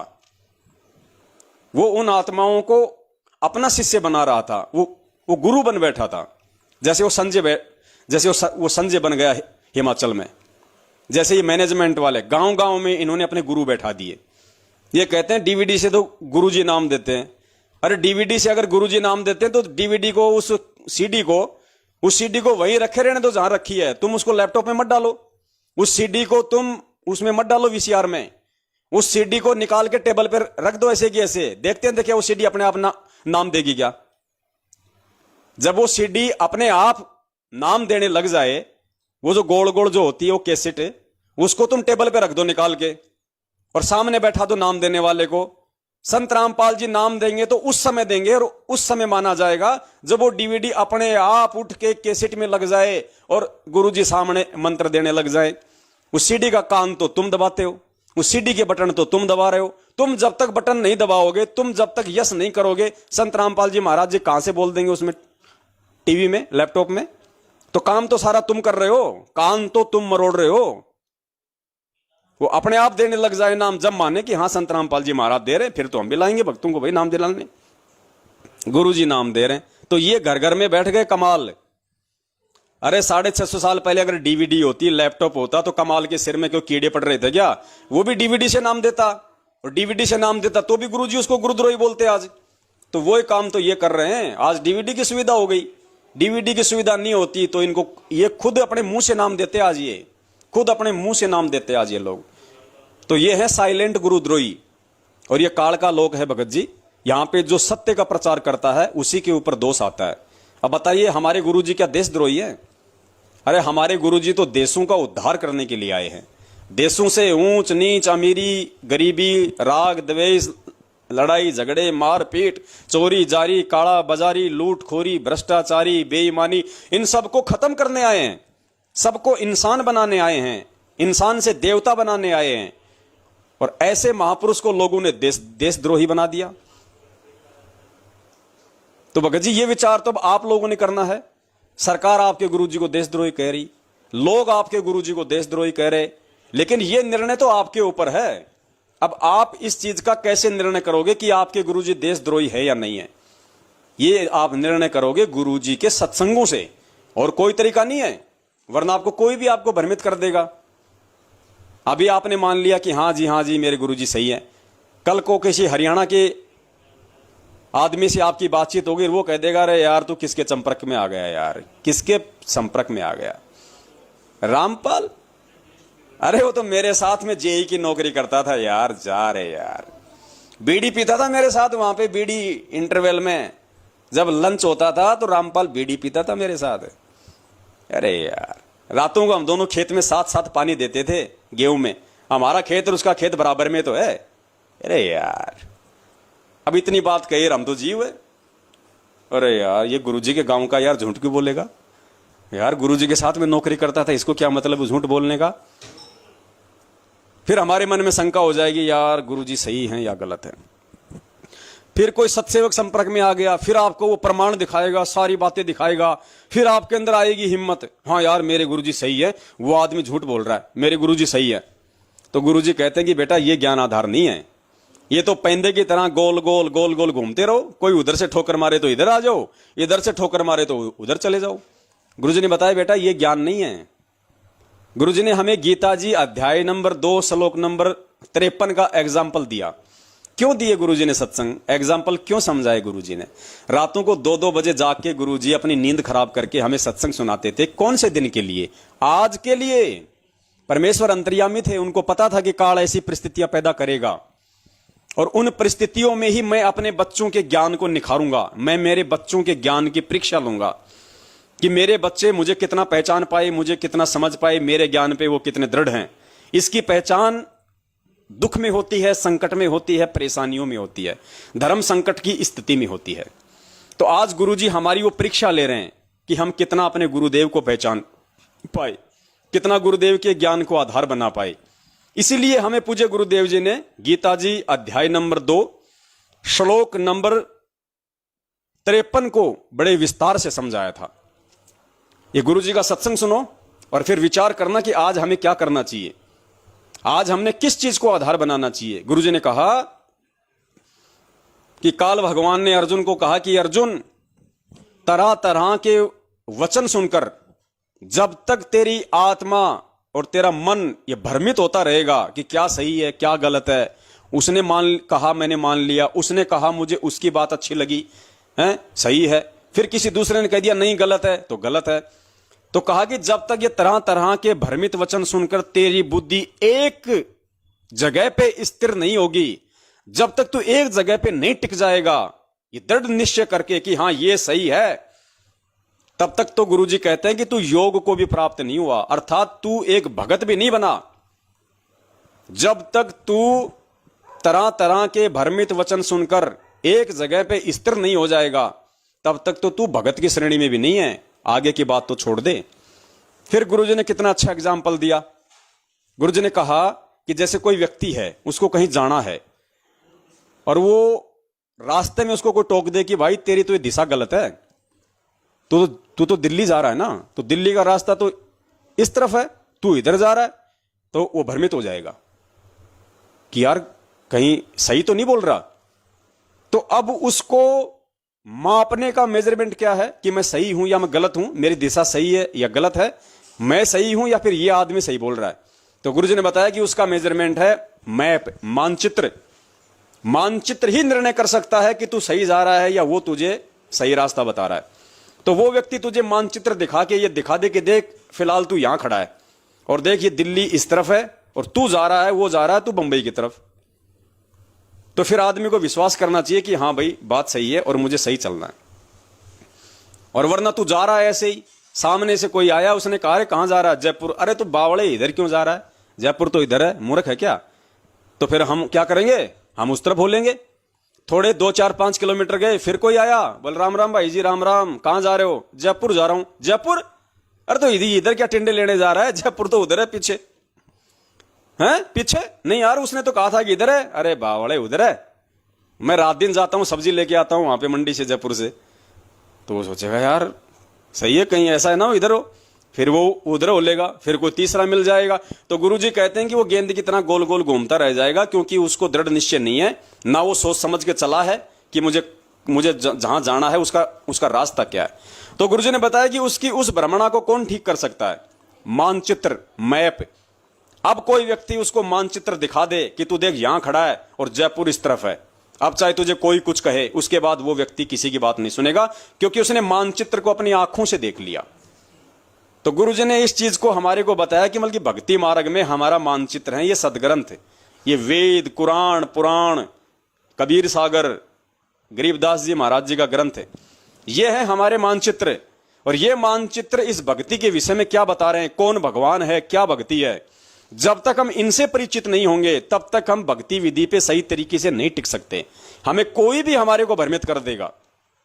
तो पुण्यात्माओं, ये जो गुरुजी का जो सत्संग है जो अभी आप सुनोगे, ये गुरुजी का सत्संग वर्तमान में आप और हम आत्माओं के लिए है कि पवन दास गुरुद्रोही है या पवन दास गुरुमुखी है। इस बात का फैसला मैं पवन दास आपको नहीं बताऊंगा, मैं तो बता ही रहा हूं। अगर आपको समझना होता तो इस बात का फैसला अब आपने स्वयं पूज्य गुरुदेव जी के सत्संगों से करना पड़ेगा, क्योंकि पूज्य गुरुदेव जी के जो सत्संग हैं वो हमारा भक्ति विधान है, वो हमारा संविधान है। वरना आपको कोई भी भ्रमित कर देगा।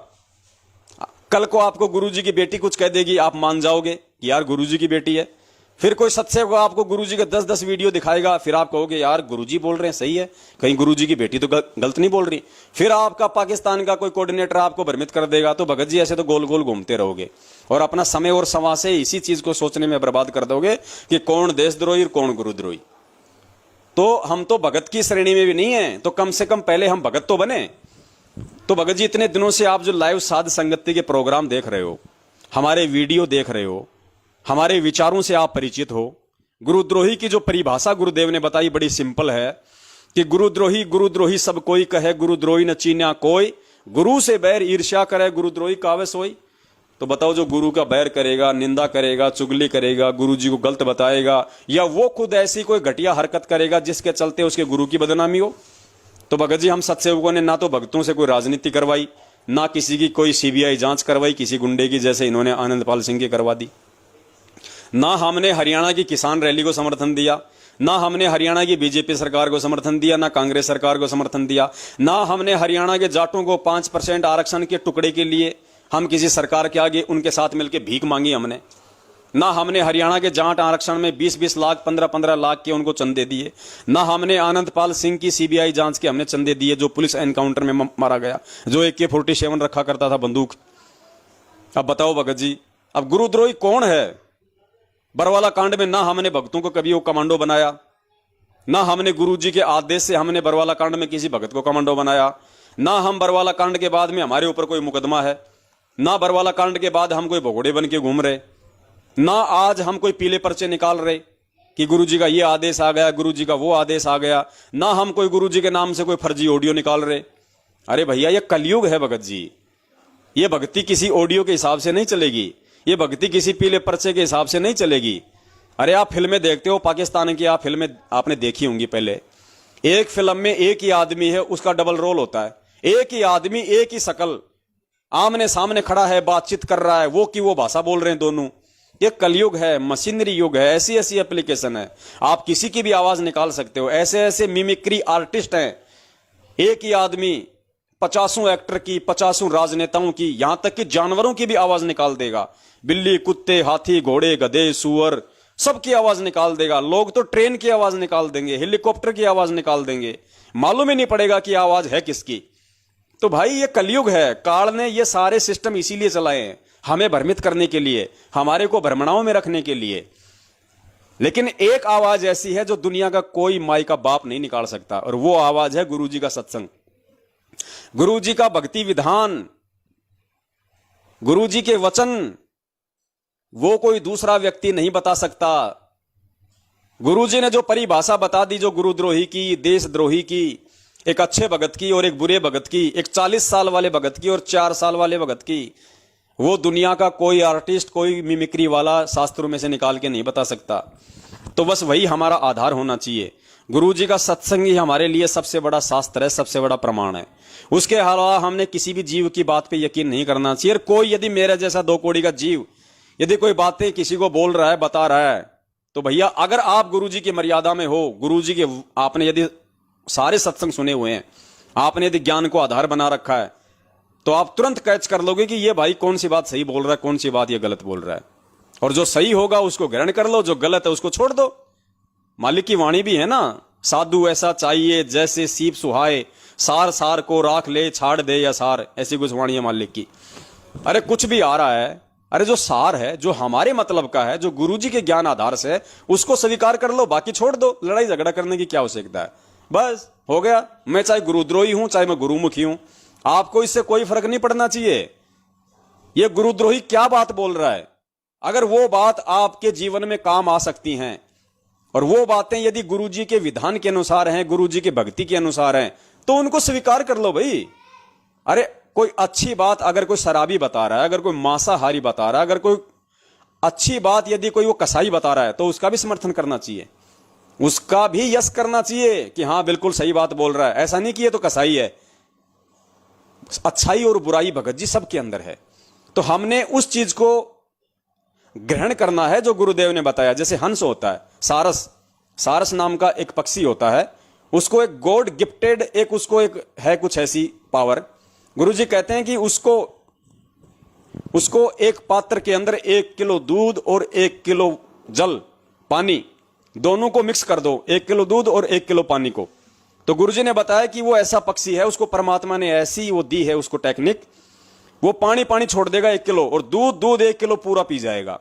तो वो संज्ञा परमात्मा ने आप और हमारे को दी है, हंस की संज्ञा, कि कहे कबीर पुकार के दो ही बात।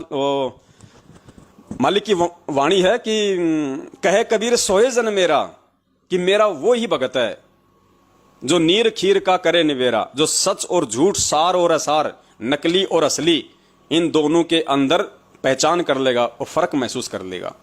और जो सही है, जो असली है, उसको अपना लेगा, जो नकली उसको छोड़ देगा।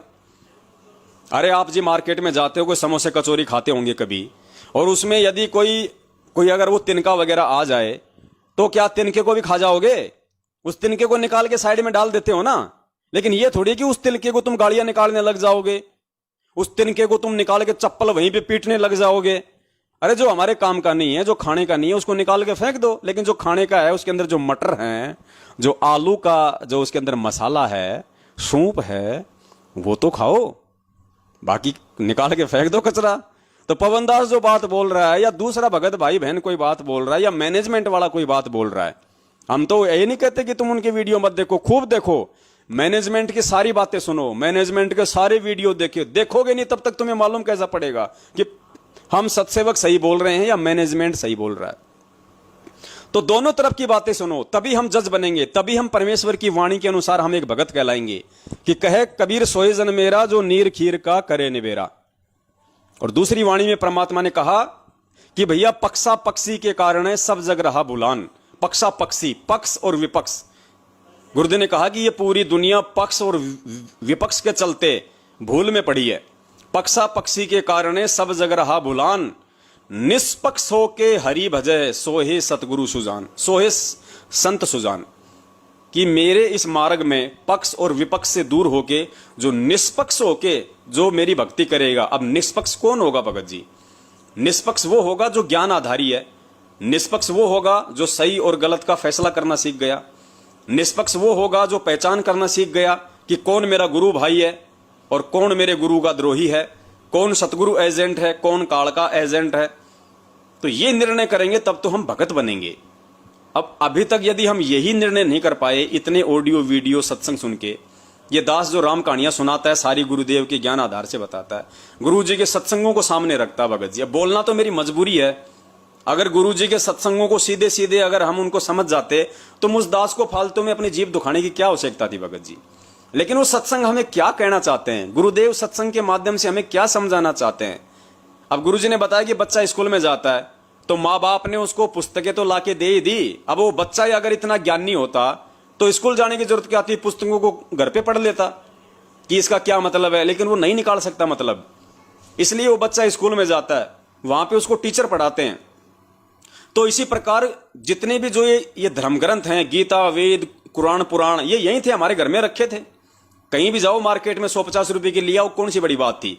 लेकिन हम इनको नहीं पढ़ सकते थे, नहीं जान सकते थे इनके मर्म को, इनके रहस्य को। इसलिए उस परमपिता परमेश्वर सतगुरु रामपाल जी महाराज जी को एक सतगुरु, एक टीचर की भूमिका में यहां आना पड़ा, हमारे को पुस्तकें पढ़ाने के लिए, उनके रहस्य को, उनके तत्व को समझाने के लिए। अब उस पूज्य गुरुदेव जी ने जो सत्संग कर दिए वो संगत के समझ में नहीं आ रहे, तो गुरुजी के सत्संगों के रहस्य को समझाने के लिए, उस मर्म को समझाने के लिए परमात्मा ने यह साध संगति का प्रोग्राम रखवाया है। इसलिए भगत जी हम तो यहां 2-2, 3-3 घंटे बैठ के अपनी सेवा देते हैं, वरना हमारे कोई सिर में कोई दर्द थोड़ी है भगत जी। 3 घंटे यहां मैं बोलूंगा, उससे अच्छा खाना खा के अपना मंत्र करूंगा, 1 घंटे भगवान का सत्संग सुनूंगा, आराम से सोऊंगा। मुझे क्या जरूरत है मेरी फोटो को देखने की सामने इस मोबाइल में? मुझे आप थोड़ी दिखाई दे रहे हो, मैं तो अपने आप को देख के भोंक रहा हूं। तो ये क्यों कर रहे हैं भगत जी? हम इस चीज को थोड़ा हमने विचार करना पड़ेगा, इस चीज को हमने सोचना पड़ेगा, समझना पड़ेगा। कौन गुरुद्रोही है, कौन गुरुमुखी है? गुरुजी देशद्रोही हैं या गुरुजी पूरे देश की धरोहर हैं? इस चीज को भगत जी हमने उनके विचारों से ही जानना पड़ेगा, उनके विचारों से ही हमने उनकी पहचान करनी पड़ेगी। तो सुनिए पूज्य गुरुदेव जी का ये सत्संग, और इस सत्संग में परमात्मा ने जिस तरह से हमारे को समझाया है बड़े प्यार से, हमने निष्कर्ष निकालना पड़ेगा आज वर्तमान की इस धर्म संकट वाली स्थिति में, जो काल प्रेरणा से सतलोक आश्रम मैनेजमेंट हरियाणा वालों ने संगत में पैदा कर रखी है, संगत को गुमराह कर रखा है, ऐसे ऐसे कुकर्म करवा दिए जो गुरुजी के ज्ञान के विपरीत है। संगत बेचारी पूरी तरह से कंफ्यूज हो गई, क्या सही है क्या गलत है। एक तरफ तो गुरुजी कहते हैं ये काम नहीं करना, दूसरी तरफ ये गुरुजी के लोग ये हमारे को पीले पर्चे निकाल के दे रहे हैं, ऐसी ऐसी ऑडियो ला के दे रहे हैं। अब हम तो पूरी तरह से हम भ्रमित हो गए, हम गुरुजी के सत्संगों की माने या इन पीले पर्चों की माने, क्या करें क्या ना करें। पुण्यात्माओं, इसी धर्म संकट वाली स्थिति से जो बाहर निकलेगा उसी को परमात्मा ने हंस बताया, उसी को परमात्मा ने एक विवेकी भगत बताया, एक ज्ञान आधारी आत्मा बताया। और वो ज्ञान आधारी आत्मा, वो हंस, वो विवेकी भगत वो ही बन सकता है जो इधर उधर की बातें ना सुन के केवल अपने पूज्य गुरुदेव जी के सत्संगों को आधार बनाएगा। और सत्संगों को संगत आधार नहीं बना पा रही थी, इसीलिए उस बंदी छोड़ ने इस 2 कौड़ी के जीव, इस कुत्ते पवन दास को संगत में खड़ा किया। और आज लोग समझने लगे हैं पुण्यात्माओं, आज आप जो लोग जुड़ रहे हो, 500 लोग, 250 लोग, 2 5 हजार लोग, जो आप ये जो मतलब लाइव देखते हो, ये पुण्यात्माओं आज से पहले लोग नहीं देखा करते थे। 7 साल से तो मैं अकेला भूख रहा था। आज इस दास के साथ में मेरे भाई बहन जुड़े। इतने संघर्ष के बाद पिछले 7-8 साल से ये दास भूख रहा है। दास ने अकेले ने गाड़ियां खाई, दास ने अकेले ने इनके उलट खाए, इनका वो जुल्म सहा। 7 साल से मैं अपने बच्चों को लेके 6 महीने कहां, 2 महीने कहां, 1 साल कहां भटक रहा हूं। क्यों भटक रहा हूं भैया? मैं भी अपनी भक्ति करता आप लोगों की तरह आराम से बैठ के। मैं भी इन कुकर्मियों को मुंह से कुछ नहीं बोलता, चाहे किसी की बहन बेटी को छेड़े, चाहे किसी भगत को लूटे, मुझे क्या मतलब था। लेकिन मेरी जिम्मेदारी थी, मुझे समझ में आ गया था कि मेरा बाप कौन है और मेरे बाप का क्या मिशन है। और समझदार होने के बाद में एक बच्चे का अपने बाप के प्रति, एक गुरु का अपने शिष्य के प्रति क्या फर्ज होता है, मैं उस शिष्य धर्म को निभाने के लिए पिछले 7 साल से खड़ा हूं। संगत से मुझे आज भी कोई लेना देना नहीं है। आप लोग ना मुझे अपनी भक्ति दे सकते, ना मैं आपको अपनी भक्ति दूंगा, लेकिन ये मेरा एक शिष्य धर्म है। और एक भगत भाई होने के नाते मेरी जिम्मेदारी बनती है कि छोटे भाई यदि कुमार्ग पे वो चल पड़े किसी दूसरे व्यक्ति की कुसंगति में, तो जो उनका जो बड़ा भाई होता है उसकी जिम्मेदारी बनती है कि वो अपने छोटे भाई को सही रास्ते पे लाए। तो मैं तो खाली अपने गुरुजी के प्रति और अपने भाई बहनों के प्रति जो मेरी जिम्मेदारी बनती है आध्यात्मिक, मैं तो उसका निर्वाह कर रहा हूं निस्वार्थ रूप से, बिना किसी लोभ लालच के, निस्वार्थ रूप से। भाई मेरा इसमें कोई लोभ लालच नहीं है। तो ये हम सबको निभानी चाहिए। तो पिछले 7 साल से तो दास अकेला निभा रहा था, कोई साथ में नहीं था। 1-2 ऐसे आते थे सूरमा, आंधी की तरह आते थे, 2-4 दिन रहते और तूफान की तरह वापस भग जाते थे। लो जी, बन गए सत्सेवक। अब परमेश्वर की आत्माएं टिकने लगी हैं, अब परमात्मा उनको दृढ़ करने लगे हैं। तो भाई 7 साल से तो दास अकेला भूख रहा है। ये तो आप लोग पिछले 6-7 महीने से तो जुड़ने लगे हो। 6-7 महीने पहले आप लोग कहां थे, साल भर पहले आप लोग कहां थे, आप देख लो। अब आपको तो इतने सबूत दिखाए, इतने गुरुजी के आप जियों को ये सत्संग सुनाए हैं, इतने सारे सबूत इन मैनेजमेंट वालों के खिलाफ, इतने सारे आपको ढेरों प्रमाण आपको दिखाए, तब जाके आप लोगों के ये दिल में समाइए कि वास्तव में ये मैनेजमेंट वालों ने ही बरवाला कांड करवाया है और अपने धार्मिक धंधे के विस्तार के लिए और गुरुजी के आदेश की आड़ में इस पवन दास को जबरन इन्होंने गुरुद्रोही घोषित कर दिया है और संगत को ये लोग गुमराह कर रहे हैं। इतने प्रमाण और सबूत देखने के बाद मैंने इनसे जो बातचीत की, ऑडियो वीडियो इनके बनाए, मैंने गुरुजी के जो परमेश्वर ने दास से जो सत्संग निकलवाए बीच बीच से, उस आधार से आज आपको समझ में आने लगी है। तो सोचो पुण्यात्माओं, पिछले 7 साल पहले कोई माइका लाल ये जानता भी नहीं था कि मैनेजमेंट सही है या गलत है। किसी को इन पे कोई शंका नहीं थी, कोई इनके खिलाफ बोलने की हिम्मत नहीं कर पा रहा था। उस समय से परमात्मा इस दास को इन गुंडों के सामने खड़ा कर रखा है और पिछले 6 साल से वो परमात्मा इस दास से अकेले से ही संघर्ष करवा रहा था। तो अब आप लोगों को समझना चाहिए, अगर मैं गुरुद्रोही हूं तो मुझे सिर में दर्द करने की क्या आवश्यकता थी। मेरे कहने का मतलब यह है, मैं अपने आप को कोई शाबाशी नहीं दे रहा, मैं कोई श्रेय नहीं ले रहा और शाबाशी देके और इस गंदे लोक में झूठा श्रेय लेके अगले जन्म में मुझे सूअर की योनि प्राप्त नहीं करनी, क्योंकि जो श्रेय लेता है वो सूअर बनता अगले जन्म में, और जो अपनी गाथा गुवाता है वो गधा बनता है। तो इसलिए दास बता रहा है कि पुण्यात्माओं, अब आप लोगों को ये बातें समझ में आ जानी चाहिए कि परमात्मा का पंजा किसके सिर पे है। परमात्मा वास्तव में ज्ञान आधार से किस भगत के साथ में है। अरे जिस प्रकार इन्होंने अपने धार्मिक धंधे और स्वार्थ के लिए मुझे गुरुद्रोही बना दिया, वैसे ही इन लोगों ने अपने धार्मिक धंधे और स्वार्थ के लिए बरवाला कांड करके पूज्य गुरुदेव जी को देशद्रोही बनवा दिया। अब दुनिया उन्हें एक संत नहीं मान रही, दुनिया उन्हें देशद्रोही समझ रही है। ठीक इसी प्रकार संगत मुझे भगत नहीं मान रही, मुझे गुरुद्रोही मान रही है। और मानने वाले तो संत रामपाल जी महाराज जी को अपना भगवान मानते हैं और मानने वाले तो इस पवन दास को अपना भाई मानते हैं और मानते रहेंगे। लेकिन जिम्मेदारी यह है कि बाकी से ज्यादा लोगों तक हम ये संदेश पहुंचाएं। कि भैया सही क्या है और गलत क्या है और हमें किस राह पे चलना है। इसलिए तो सुनिए पूज्य गुरुदेव जी का सत्संग। आज हमारा मुद्दा तो है उस मंजू को लेके, और ये भूमिका परमात्मा ने 2 घंटे की और ही मैटर पे बनवा दी। 22:25 हो गई, 2 घंटे होने को आ गए, अभी तो हमारा लाइव स्टार्ट भी नहीं हुआ। तो पुण्यात्माओं, क्या करें, आज हम उस मंजू वाले मुद्दे पे चलें या फिर और थोड़ा देर ऐसे ही परमेश्वर की ज्ञान आधार से चर्चा करते हुए आज के लाइव को हम एंड कर दें और कल या परसों फिर हम दोबारा से इस मंजू को लेके आए। थोड़ी सी एक बार दास को आप जी प्रतिक्रिया दे दिए, क्योंकि अगर मंजू का मैटर छेड़ूंगा तो कम से कम 2 घंटे और लगेंगे। तो आप लोगों की क्या प्रतिक्रिया है एक बार बता दीजिए, क्योंकि 2 घंटे तो हो गए हैं। आधा पौन घंटे परमेश्वर के ज्ञान से और हम चर्चा कर लें, जैसे आप जी बताएं वैसा दास करेगा।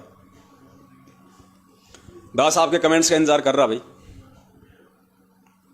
तब तक आप जी ये सुन लीजिए परमात्मा का ज्ञान आधार से ये सत्संग, और पाकिस्तान वाले जितने भी जो भगत भाई बहन दास से लाइव हैं आज वर्तमान में, अभी जो वो देख रहे हैं, वो सभी गौर करें और परमेश्वर के इस गीता जी अध्याय नंबर 2 श्लोक नंबर 53 वाले सत्संग को आधार बना के और अपना डिसीजन आप जी स्वयं लो भगत जी। किसी के कहने से मत मानो, किसी के बताने से मत मानो। गुरुदेव ने हमें क्या परिभाषा बताई है, गुरुदेव ने हमने किस प्रकार से भक्ति मार्ग पे एक मत होके दृढ़ होके चलने के लिए शिक्षा दी है, उस आधार से आप जी अपना निर्णय स्वयं करो। मैं क्या कहूंगा भगत जी, मैं तो कभी अपने आप को गुरुद्रोही आपको बताऊंगा ही नहीं। मैं तो अपने आप को आपको सही बताऊंगा। तो मेरे बताने से ना मैं सही हो जाऊंगा, ना मेरे बताने से मैं गलत हो जाऊंगा। ये निर्णय आपका अपना है, और जब तक आप किसी चीज के निर्णय पर नहीं पहुंचोगे भगत जी, आप स्वयं विवेकी नहीं बनोगे, आप उस परमेश्वर को पसंद नहीं आओगे। और भगत जी 7 साल हो गई, गुरुजी कहते हैं कि पढ़े लिखे को फारसी क्या, हाथ कंगन को आरसी क्या। अब भगत जी समय नहीं गंवाना चाहिए, आप लोगों ने भी इस पवन दास का सहयोग करना चाहिए। अरे गुरुद्रोही बना देंगे तो कौन सा भगत जी आपको अंडमान निकोबार की जेल में ठोक देंगे। बनाने को तो गुरुजी को भी देशद्रोही बना रखा, तो क्या हो गया, उनका क्या बिगड़ गया, क्या बिगड़ जाएगा। गुरुजी कहते जय कंचन बिष्टा पड़े घटे न ताको मोल, भक्ति बीज बिन से नहीं आय पड़े सो झोल। भक्ति बीज बिन से नहीं आय पड़े सो झोल। भक्ति बीज यानी जो अच्छी आत्मा होगी, जो भक्ति युक्त आत्मा होगी, परमात्मा कहते हैं भक्ति बीज विन से नहीं, उसका कुछ नहीं बिगड़ेगा। आय पड़े सो झोल, चाहे 100 प्रकार के दुख संकट तकलीफ उसके ऊपर आ जाएं, जो भक्ति बीज होगा वो टस से मस नहीं होगा। तो परमेश्वर कहते हैं भक्ति बीज बिन से नहीं आय पड़े सो झोल। और जय कंचन बिष्टा पड़े, कंचन यानी सोना, बिष्टा यानी लेट्रिन। अगर सोने का टुकड़ा अगर किसी लेट्रिन में गिर जाए तो परमात्मा कहते हैं घटे न ताको मोल। अगर लेट्रिन में अगर गंदगी में सोना गिर जाए तो उसका मोल कम नहीं होता, उसको धो मांज के वापस उसको मार्केट में बेच दिया जाता है। तो इसी प्रकार हमारे पूज्य गुरुदेव जी तो सोना है, वो तो कंचन है भाई। उनको चाहे लोग अपनी मनमुखी सोच से चाहे कितना ही वो गंदगी में डाल दें, लेकिन हमें पता है कि सोने की कीमत क्या है। सोना कभी गंदा नहीं होता, उसको वहां से उठा के धो मांज के अपने घर पे रख देंगे। तो हमारे गुरुदेव तो सोना है, कंचन है, 24 कैरेट है, पूरे हमारे दिलो दिमाग में विराजमान है। तो इसी प्रकार भाई और बहनों, आपने इस दास के विषय में अपने जो विचार हैं उनको आपने ठीक करना पड़ेगा। जब आप परमेश्वर के ज्ञान आधार से इतना सा भी निर्णय नहीं कर पाओगे कि क्या सही और क्या गलत है, और वो भी इतने सबूत देने के बाद, तो पुण्यात्माओं हम सतलोक जाने की इच्छा ना करें, हम जिंदगी में नहीं जा पाएंगे। फिर जब तुम यहीं पे किसी चीज का निर्णय नहीं कर पा रहे और निर्णय करके सही गलत में से सही का साथ देने की हिम्मत नहीं कर रहे, तो वहां तो 12 करोड़ यम के दूत आएंगे भाले ले लेके, हर प्रकार से भ्रमित करेंगे। उनसे कैसे सामना करोगे। तो सुनिए पूज्य गुरुदेव जी का यह सत्संग।